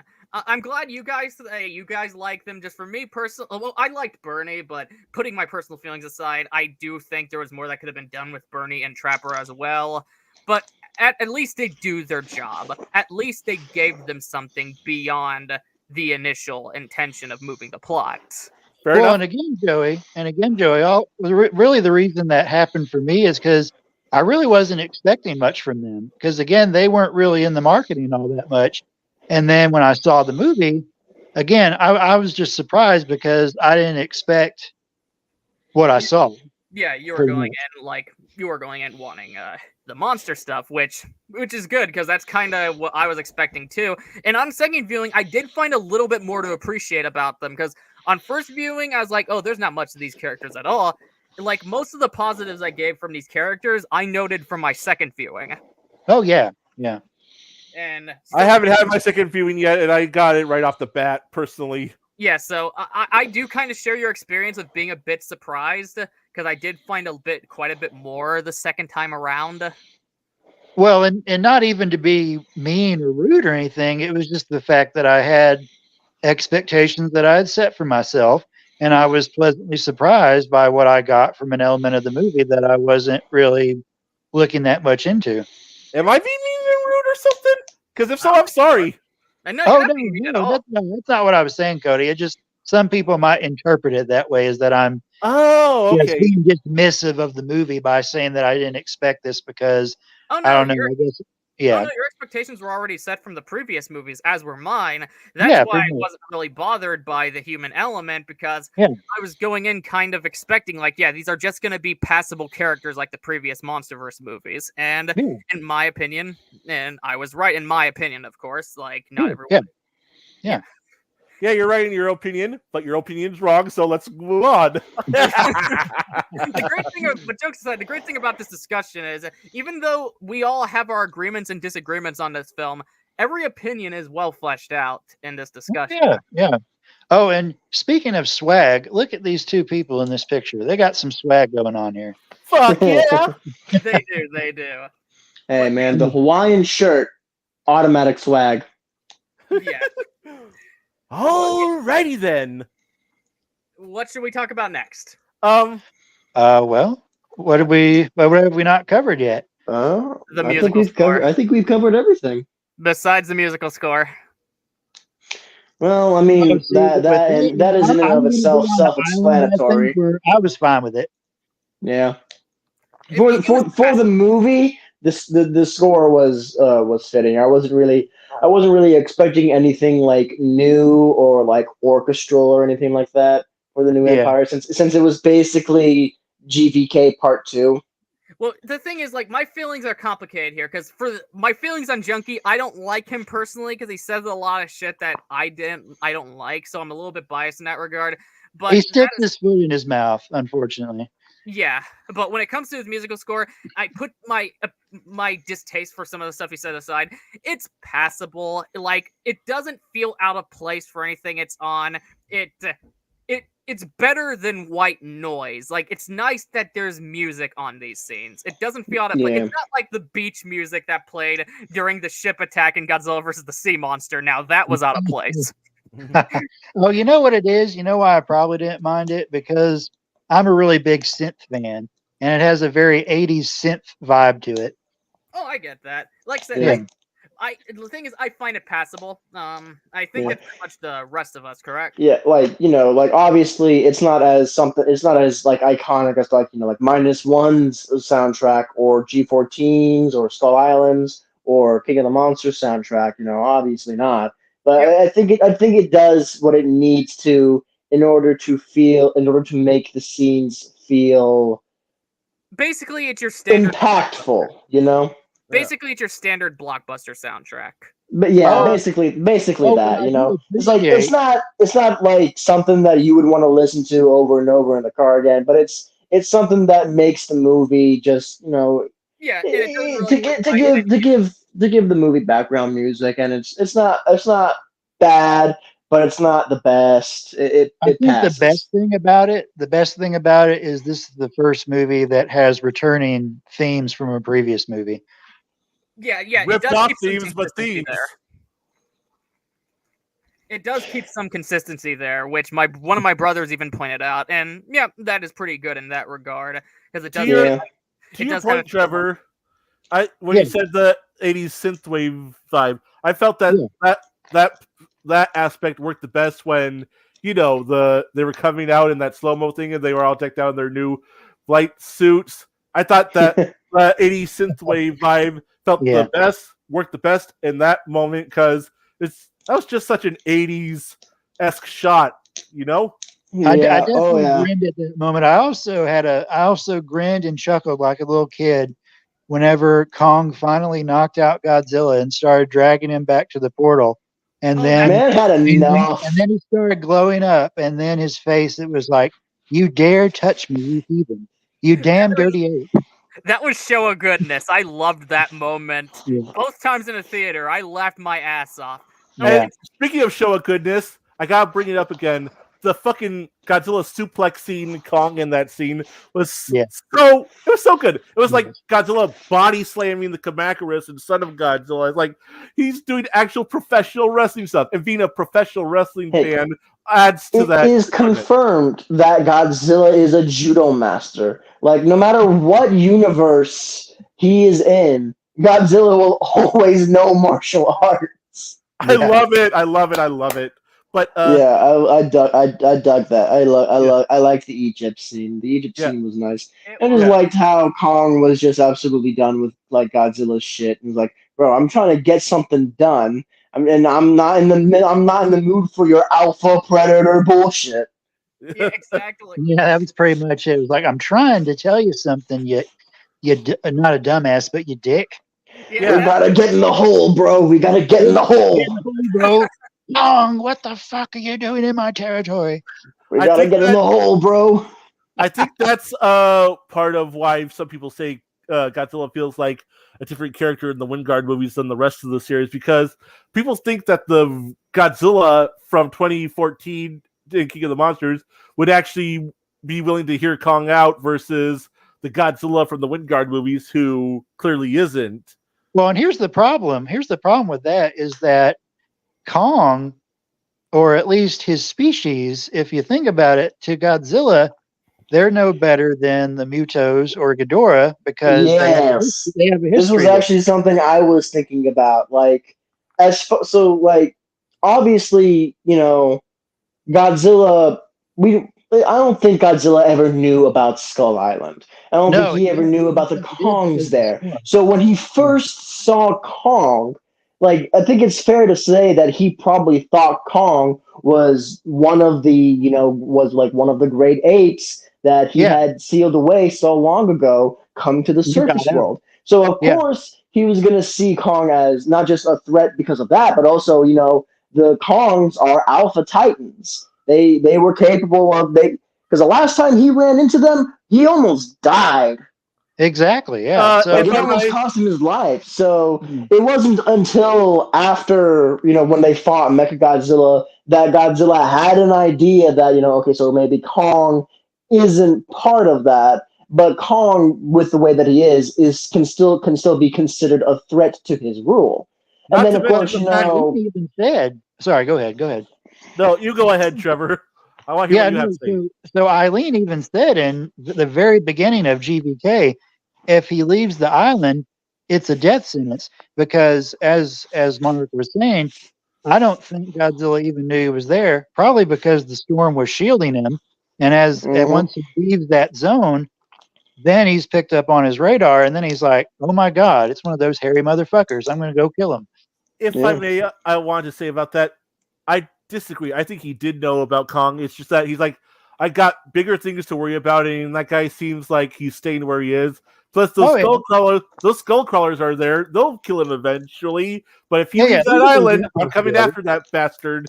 Also, the moment I fucking loved when Suko started attacking Kong, when Kong beat that little thing's ass. You could ask my brothers. When I was in the theater both times, I was laughing and saying, "Look, beat that little shit." We forgot to talk about Suko. Yeah. That's what I said in the theater. Yeah, like fucking goddamn. You cannot tell me that they were not thinking about memes to making meme materials with this movie when they were producing it. Yeah, I love and it works. It works. Like I think also what's giving the new Empire its popularity are all of the memeable scenes, like the fucking Kong using Suko like a ragdoll, and then the fucking ape up in his face, and then Kong just knocking his shit out, and Scar King laughing in Kong's face. Exactly. Once you tap into the meme culture, I think your movie is set. Yeah. Oh yeah. Like once the meme lords approve of your movie, you're set for life. Like you're immortalized. Right on. Just gonna wrap up my feelings about the music really quickly. I like it in the context of the movie, but I wouldn't listen to it outside of the movie. And I still have a problem with Junkie XL ripping off the Ufukube's music, and he also sort of ripped off the Monsterverse theme a little bit in this movie too. Yeah, don't care for that. So his opinions suck, but I actually don't mind his music. It works for me. I don't love it. I still think, obviously, Bear McCreary's music is the best out of the series. Oh yeah, but yeah. I mean, for what these are, I think the scores work. And again, I think the strength of them is the fact that really the music is what helps you. It's the strongest connective tissue aside from there are returning characters and a style and whatnot. But that music really solidifies the fact that these two movies are sequels to one another. Part 1 and Part 2. Part 1 and Part 2, basically. And that's basically what they are. And then, of course, if Wingard goes through with his whole trilogy idea, then, the next film's going to be Part 3, the final part. And obviously, Junkie's going to come back. Well, for that, I hope that Wingard decides to maybe not do that. Yeah, because if it's going to be more, I think Junkie's music, in terms of like original themes, fit Kong more. Because I actually like Kong's theme in Godzilla vs. Kong and New Empire. Yeah, like it's the best theme of the movie. I really love his theme, and I think it fits him more than what. And of course, then there's Godzilla's theme by, of course, the original Akira Ifukube theme. Definitely top notch. Can't beat it. And then Bear McCreary's version, also top notch. Can't beat it. Yeah. Hell, even G14's original soundtrack is fucking dope as hell. For sure. Heck, even some of the music in Legacy of Monsters is really good. Like, actually, I find myself constantly listening to the intro cinematic music because it's just dope. Oh yeah, there's definitely some tracks from Leopold Ross's score for Monarch. My favorite is the one that plays during those really peak emotional moments. Those are the ones that I've listened to the most. I agree with that wholeheartedly. Oh yeah. So the final episodes of Monarch was so good, and how you were able to get it outside of Kurt Russell and Keiko's actress, I forget her name, performance. You had that scene was so good, man. Yeah, so you had good. an amazing soundtrack to accompany it, making it so heartfelt. Like I like to think of like Kurt Russell's character in Legacy of Monsters as like the human Godzilla. Like whenever he was on screen, he just stole the scene each and every time. because it's Kurt Russell, man. Like the man's a legend. For sure. Agreed. But I would think that if they do go through with the whole like the third film is going to be more Godzilla focused rather than Kong focused, then they should definitely focus on either making like another original theme like with G14, or just bringing back some of or get Bear McCreary to come back and do some like his takes on some of the original soundtrack from previous Godzilla installments.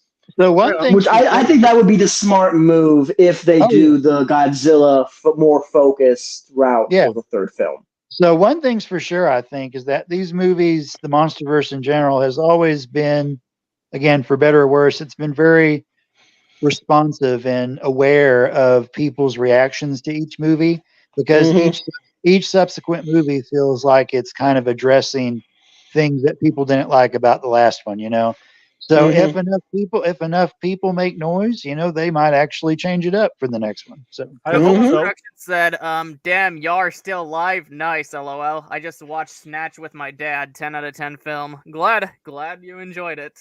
And glad to have you here. We have a lot to say about this film. Because it's worth talking about. It's so much fun, in my opinion. It's funny though. It's like we've been talking about this movie for far longer than it actually runs. Right. Which is kind of indicative of everything that it has in it, even if it's not dwelt on as long as we might like. Yeah. There's a lot to talk about. Yeah. Like here's something that means a lot to me personally. This movie will always have a special place in my heart because this is the first song this is the first Godzilla movie where they do the needle drop and it plays a fucking Kiss song.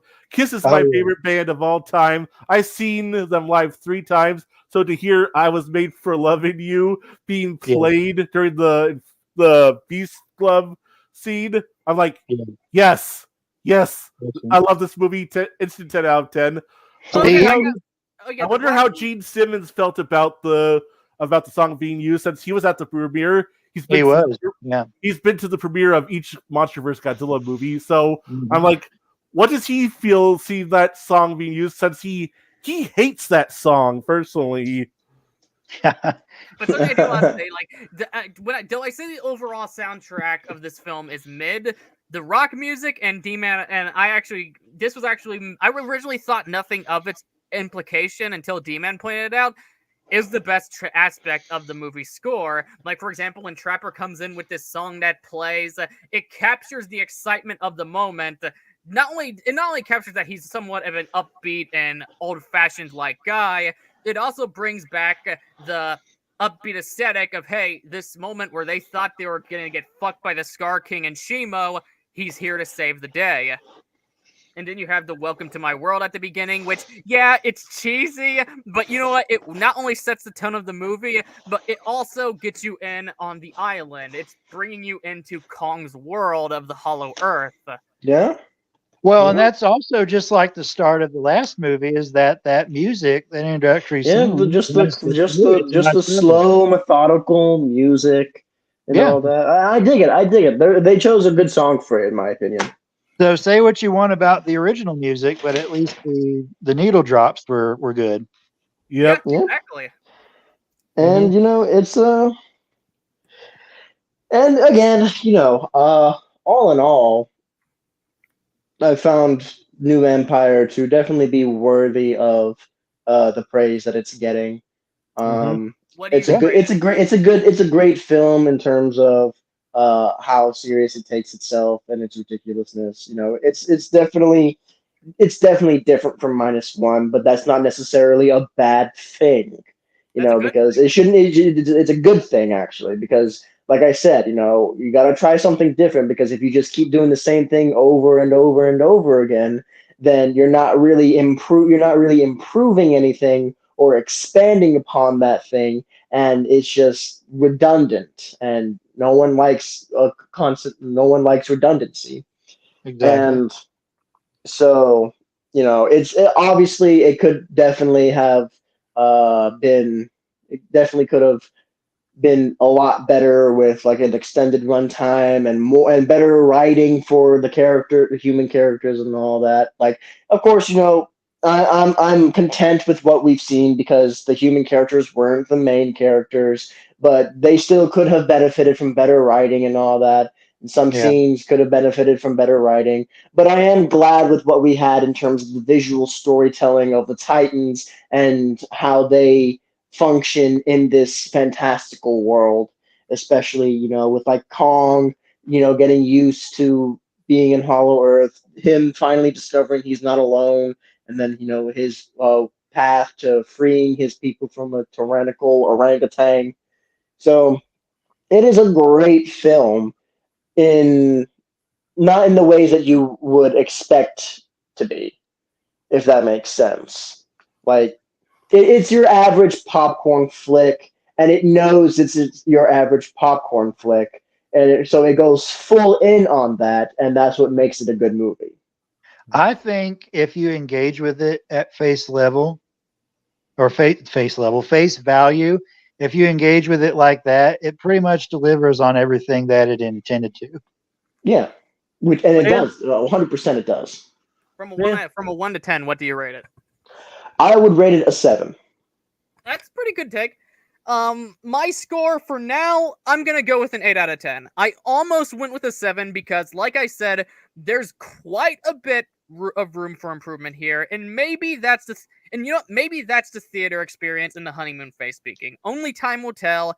But not only do the positives overshadow the negatives, there's a lot of focus on what the Monsterverse does best. We get loads of action sequences, mostly gorgeous visuals throughout, more than ever before even, and Kong as the main character almost makes up for the lukewarm human cast. Plus, and whenever the Titans were on screen, you could feel their presence, which is definitely something that the Monsterverse does very well. Whenever the Titans were on screen, they always had a phenomenal presence to them. Even in the world of the Hollow Earth, where everything was so much bigger than them, you could still tell that these were like just full on. You could still tell these were giant creatures that just had an enormous pull to them. Exactly. Plus, at the end of the day, while it is important to look at things through the artist's perspective, if we're going to sit on our asses and judge their craft, it's still entertainment. You gave your money to see it, you take time out of your own life, and you're currently sitting through this review. So clearly, you want a full idea of what I think, rather it be the objective quality or my personal enjoyment. So as of now, I'm comfortable with an 8. It's a flawed movie, but I loved it. There is a possibility over time when the honeymoon phase and the theatrical experience is gone, it would go to a 7. But right now, 8's where I'm sitting. Right on. What about you guys? What do you rate Doom Empire? You go ahead, Trevor. I would say I think it's my second fave of the Monsterverse. King of the Monsters is still at the top, and it's been that way since I first saw it. And I have a feeling that this is probably going to, I'm probably going to like this even more with each subsequent viewing. So I bet it's probably going to stay second place, not including Legacy of Monsters, because that would probably be, I think that would be in my top 3, along with King of the Monsters and New Empire. But yeah, I think it's going to be either a 8 or a 9. I think it's maybe a 8.5. That's pretty good. Pretty understandable reasoning. Right on. So, I don't feel entirely comfortable giving a rating, only because I've only seen the movie once, and like Joey said, this is a bit of the honeymoon phase. Having said that, when I initially saw Godzilla -1 just once, I gave it a perfect 10 out of 10. And with subsequent viewings, because I ended up seeing 3 times in theaters, that rating may remain consistent. So that might happen here again. So I'll give it my best shot. The movie is not without flaws. Far from it. But it wears these flaws on its sleeves to an extent. But despite these flaws, I can't help but be entertained by the things that worked so well for me.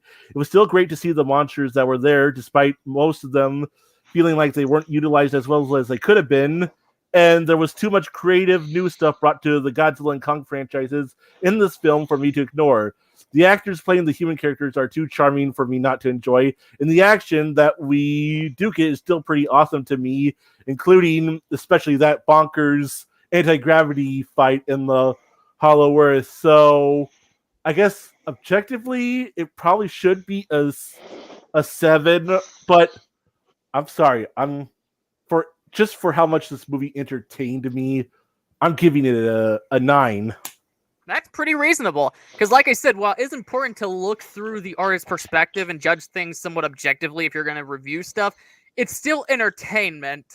And what's important, what's mainly important is how we feel. Which is why right now I'm going with an 8. Like I said, once the honeymoon phase and all that wears off, I might go to a 7. But right now, 8 is where I'm comfortable with.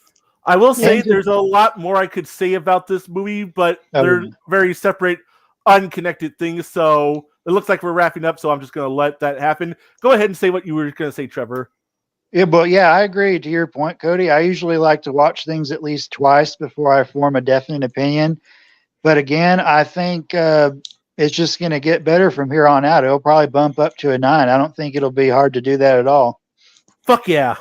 Yeah. It's great that even though I don't agree with the sentiment that we got the best of both worlds at the same time, because like I said, as established in this video, in this podcast, there's a lot of flaws with this one.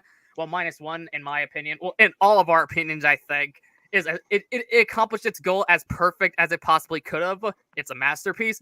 But what's great is we got these two different visions, and both of them are still fantastic.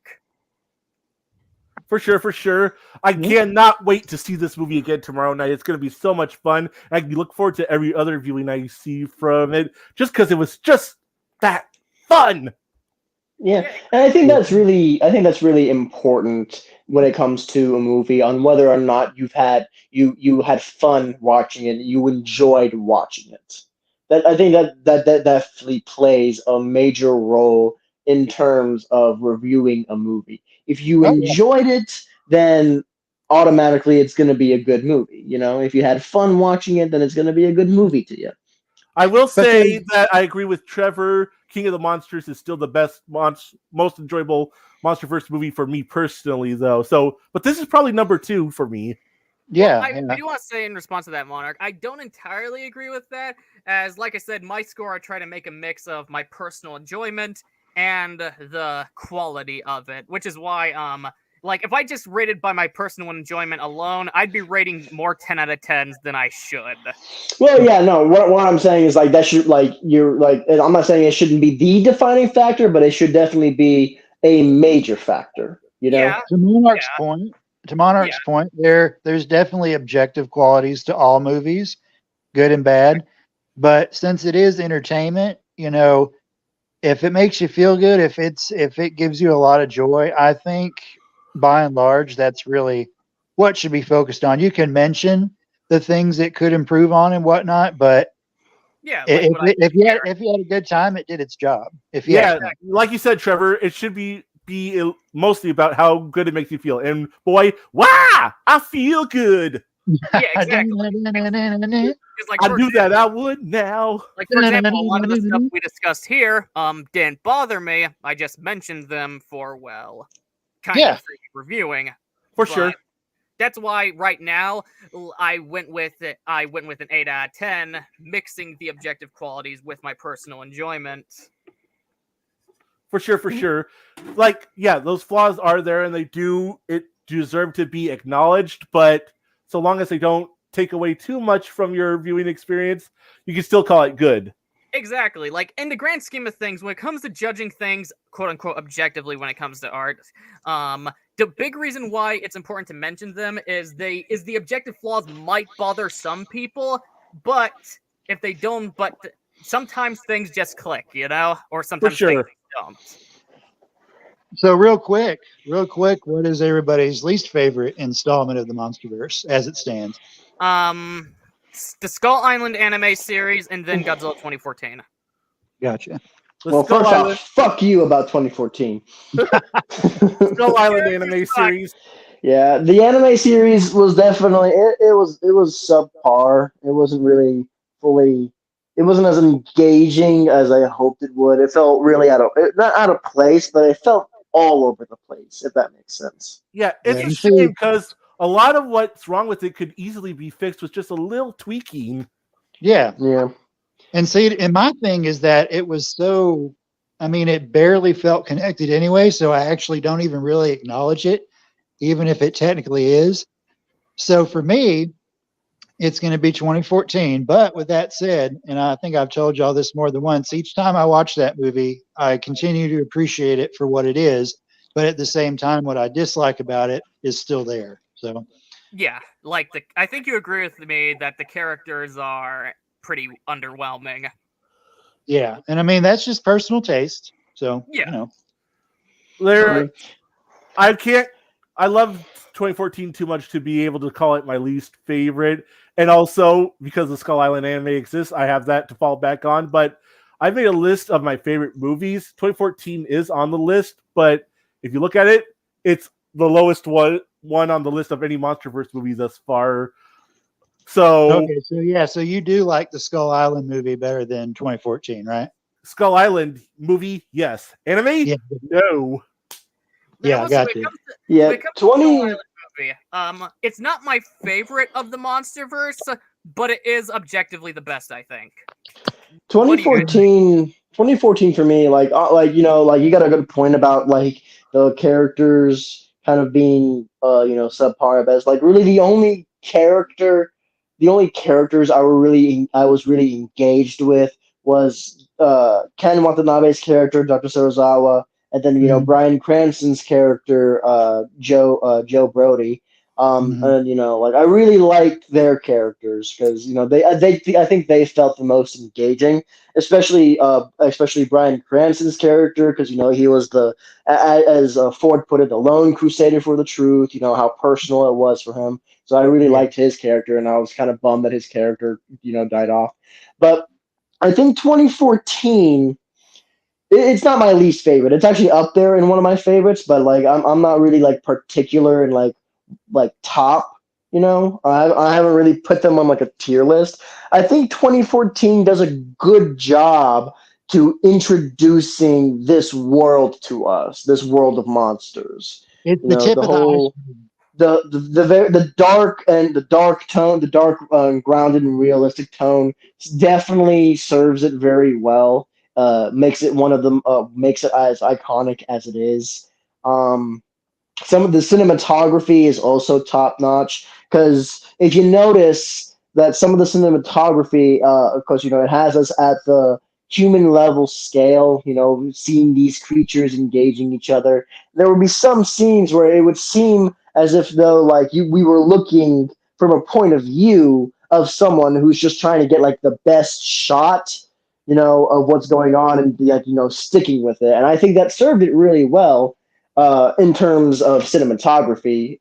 To me, 2014 has some of the best cinematography. Well, I mean, Granted, it's directed by there Gareth was some. Edwards. Granted, there were moments where it was a little too dark to tell what was going on, so it did suffer heavily from that, especially in that final act. But it wasn't Gareth But Edwards' it, fault like some people think. It was the bad transfer's fault. yeah, Yeah, bad but home video transfers, and the yeah, 4K has improved it somewhat. But you yeah. have to So, you have to watch it on so the right we TV. so we can forgive that, and I think 2014 also does a really good job in terms of keeping you on the edge of your seat, and wanting to see more. Oh yeah, it has a wonderful atmosphere, and to your point, as Obi-Wan Kenobi once said, it's our first step into a larger world. Yeah, Yeah, it is. It exactly. is. And So, I don't think and that. so in terms of an introduction to this new franchise that has lasted for a whole decade, it does its job well. Yeah, and I Yeah. don't think 2014 is a bad movie. I think overall it's solid, but I think out of the MonsterVerse, in terms of movies, it's the weakest. Well, and the problem is because it's so in between like grounded and the fantastic. I mean, like it again, it's the tip of the iceberg. I think it feels like it stands by itself a lot, and everything else kind of meshes together and flows into each other. And I think Yeah. that's another problem. But yeah, anyway. Oh, definitely. But now Monarch kind of fixed that. It did. But yeah, well, by the way, what do you guys think of that sentiment? Skull Island, the movie, isn't my favorite, but I do think it is the best made. What do you guys think? I would I like agree Skull Island. because I would agree because you don't hear people bitching about it as much as the others. Yeah, like It's definitely a good film. It's got an abundant cast, which is great, you know. But I also felt like it was kind of lacking with the human cast in terms of fully establishing who exactly the main character was. Like I understand, like you could have films that has like multiple main characters, but like it was ensemble kind cast. of. It was, Yeah. to me, I feel like the main character of Skull Island was definitely Marlowe, especially his whole story of how he got there and how long he's been there. To me, Marlowe was the main character of Skull Island, and I guess they did that on purpose so you could sort of like choose who your main character of Skull Island could really be. Well, You know what I mean? Given But that, it's kind of like a video game, and Jordan had a very video game style to a lot of that. So maybe he was. Yeah, this is true. Yeah, no, yeah, that's a fair point. And I really loved how, and what really spoke to me from Skull Island was the whole thing about Marlowe being gone for so long, and you know he's not really expecting his family, like his wife, to be waiting for him and all that. And then the end credit scene where he finally gets home. He shakes his son's hand for the first time. He sees his favorite football team finally win a game. He gets that beer and that hot dog. That actually really spoke to me on an was emotional heartwarming. level. Well, Because actually, I it was a come- baseball team. Yeah, because I come from a military family, right? So anything military wise always like speaks to me on like a personal level, and I really actually felt that scene where he finally got to go home to find his wife, like not having remarried, his son being there, the fact that his wife instantly recognized him after so long, like that's true love right there. You know what's really funny? What's really funny is it's actually very much in the same vein, although different ways of how it's executed. It's in the same vein as Legacy of Monsters, because that has a whole lot of time displacement, emotional themes as well. Mm-hmm. Oh yeah, for sure. But in terms of like Skull Island is definitely one of my also my top movies of the Monsterverse, mainly because I like how it really handled Marlowe's character. Well, yeah, like the thing is, while it still has the cast is still a little overstuffed. There is a lot that do get time to develop, particularly Marlowe's. You have Samuel Jackson that's pretty fleshed out, and you have some others that are pretty fleshed out too. The only ones that I can really think of that weren't is one. Brie Larson. I don't think it's a writing issue. I think it's the fact that Brie Larson can't act. And also I think they didn't really do much with the Chinese girl and that guy. Like, there isn't on the actors, it's that they're not really given much to do. The lead guy, I'll have to watch Skull Island again before I could give an opinion on him, but I don't recall him. You actually should, Joe, because I think you'll recognize a lot of things that are brought back up in New Empire. It was definitely an eye-opener for me.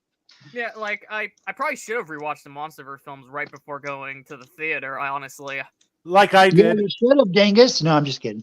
But it's like, I think Skull Island is the best made. Again, it's not my favorite because I love Kong and Godzilla, but let's be honest, I'm sure the four of us can agree with this. We're biased towards Godzilla over Kong. Yeah. But like but again, like I really like how Kong is handled in the Monsterverse, mainly because Kong is America's monster. America, because Godzilla, Godzilla started out in Japan. He'll always be Japan's iconic movie monster, but Kong is America's iconic movie monster. And I really loved his story. I really love his story in the Monsterverse and how he's handled so very differently from previous installments. But the funny thing about Godzilla is that even though he's a Japanese creation, he does kind of represent America in a lot of ways. Oh, he That does. is true. He does have a lot of. That is true. That is true. While he is a Japanese creation, there is definitely a lot of like American involvement in it. For sure, Very for sure. symbolic. So, Yeah. but it was if I recall correctly, it was technically King Kong 1923 that started the whole movie monster business. It did. 1933, not 23. 33. That's what I meant. Shut the fuck up. Look at that. Joey got to correct somebody. Bravo. Yeah, bravo. for once, don't let it get to your head, Joey. Joey got to be the well actually guy. Well, actually, Well, you know what's funny? actually, You guys used to give me shit for being the well actually guy. yeah, and we are. Yeah, and we're going to shut up, Joey. Stop correcting people. Don't you know it's rude? Full circle. It's all come full circle. but no, Monarch, you're absolutely right. You're absolutely right that King Kong started it all. So he needs some props, and people don't give it to him sometimes. Hey, look, Oh, yeah. I love Kong and Godzilla both. I just Me happen to too. be a bigger Godzilla fan, but I'll never shit on Kong because that's nasty. But I wish that people would stop dragging Kong's name through the mud online. I'm like, stop that. I Yeah, mean, like, listen, guys, obviously- the most iconic shot of this movie, aside from maybe what we got almost as the thumbnail right there, the most iconic shot of this movie is them running together. When I saw that, at first I was put off by the cheesiness, but then it kind of settled over me. I was like, that's fucking awesome. For sure, Mhm. I agree. That's like history right there. I was never put off by any cheesiness in New Empire. I was just like, fuck yeah, we got the serious 54-ness and -1 at the same time. Well, here's what my problem with it was. I thought it was adhering and conforming too much to the norms of the modern American blockbuster too much. Yeah. That's only surface level. There's so much more that went into this movie than people give it credit for. Is it Showa-esque? Yes, it is intentionally, but I also feel like it pulls a lot from, whether it's intentionally or not, the works of Edgar Rice Burroughs, mostly his Pellucidar books, Jules Verne, mostly Journey to the Center of the Earth and Mysterious Island, 80s action movies, Saturday morning cartoons, professional wrestling even, the Primal Rage video game, the Planet of the Apes series, and the God of War. It goes on and on and on. Don't stop believing. Yeah. Oh, Joey, And you know what? It works for it, and it's a nice reprieve as well from what they usually have in like movies, always having some kind of like political message and whatnot. Have you? What, Trevor? I heard you say something. So, who's the main character in Doom, the video games? The Doomslayer. The Doomslayer. Okay, so I saw a meme that was making the God of War comparison with Kong and Zuko and Kratos and whoever the sun character in that is. Sorry, I'm a noob, y'all. And there at the bottom of this meme, it also had the Doomslayer, and it was comparing him to Godzilla. And I thought, hey, that's pretty cool. That's actually accurate, and that's actually pretty accurate. I've actually been describing Godzilla from Final Wars, and this one's a lot like Final Wars in a sense that he just wipes through enemies and is aggressive. But yeah, I've actually kind of had that comparison of you have this powerful godlike being that can just mow down the enemies, doesn't give a fuck, and is always pissed off. For sure. Yeah. I mean, think about it, y'all. He almost died in the previous movie, so he's not going to let that happen again. He's not going to let anybody get the best of him. Yes. And obviously, and I would like to think that he was also like not happy with Mothra's death either. For sure. Oh yeah, and see, I'm sure he was really happy to see her again. Yeah. Yes. There is layers to Godzilla in this that you wouldn't think of on first look, but when you delve deeper into it, you're like, wow, they actually sort of handled Godzilla a lot better than I gave it credit for. I mean, that's certainly happening with me right now. Yeah, see, that's why screen time isn't the most important thing. You have to pay attention to what's there. True. But it's how it's used. Yeah. Yes. Exactly. Okay, I gotta go, you guys. Well, we should wrap Well, this up. alrighty then. That was a pretty good discussion. Yep. Yeah. I enjoyed doing this with you guys. Thank you all for coming on and discussing our opinions of the latest Godzilla and Kong film, New Empire. It was super fun, and I'm glad I was able to hang out with you guys again live on the podcast. It was fun. It was fantastic. Alrighty then. Well, until we meet again. Yep, which will be in the Discord server. Yes. Well, anyway, that's it for this episode. Please comment your thoughts down below, and if you enjoyed it, smash that like button harder than Cody smashes Trevor. Share it around, just like Cody passes Trevor around to Monarch. Hey. That's just too much. That's just too much. I'm gonna kill you, Joey. And then I'll check out, kill you. and also check out the website Sakura Central. There's a lot of content there from articles, me and other content creators, Joey's and- porn collection. and other stuff. And Little midgets with jelly beans, are you talking about Keyshawn? baby. All right. Too much information, man. But that said, this is Gojin the Makai Phantom leaving the building. Come join the Discord server, dickheads. Stay awesome, people. Bye. Oh, that was fun.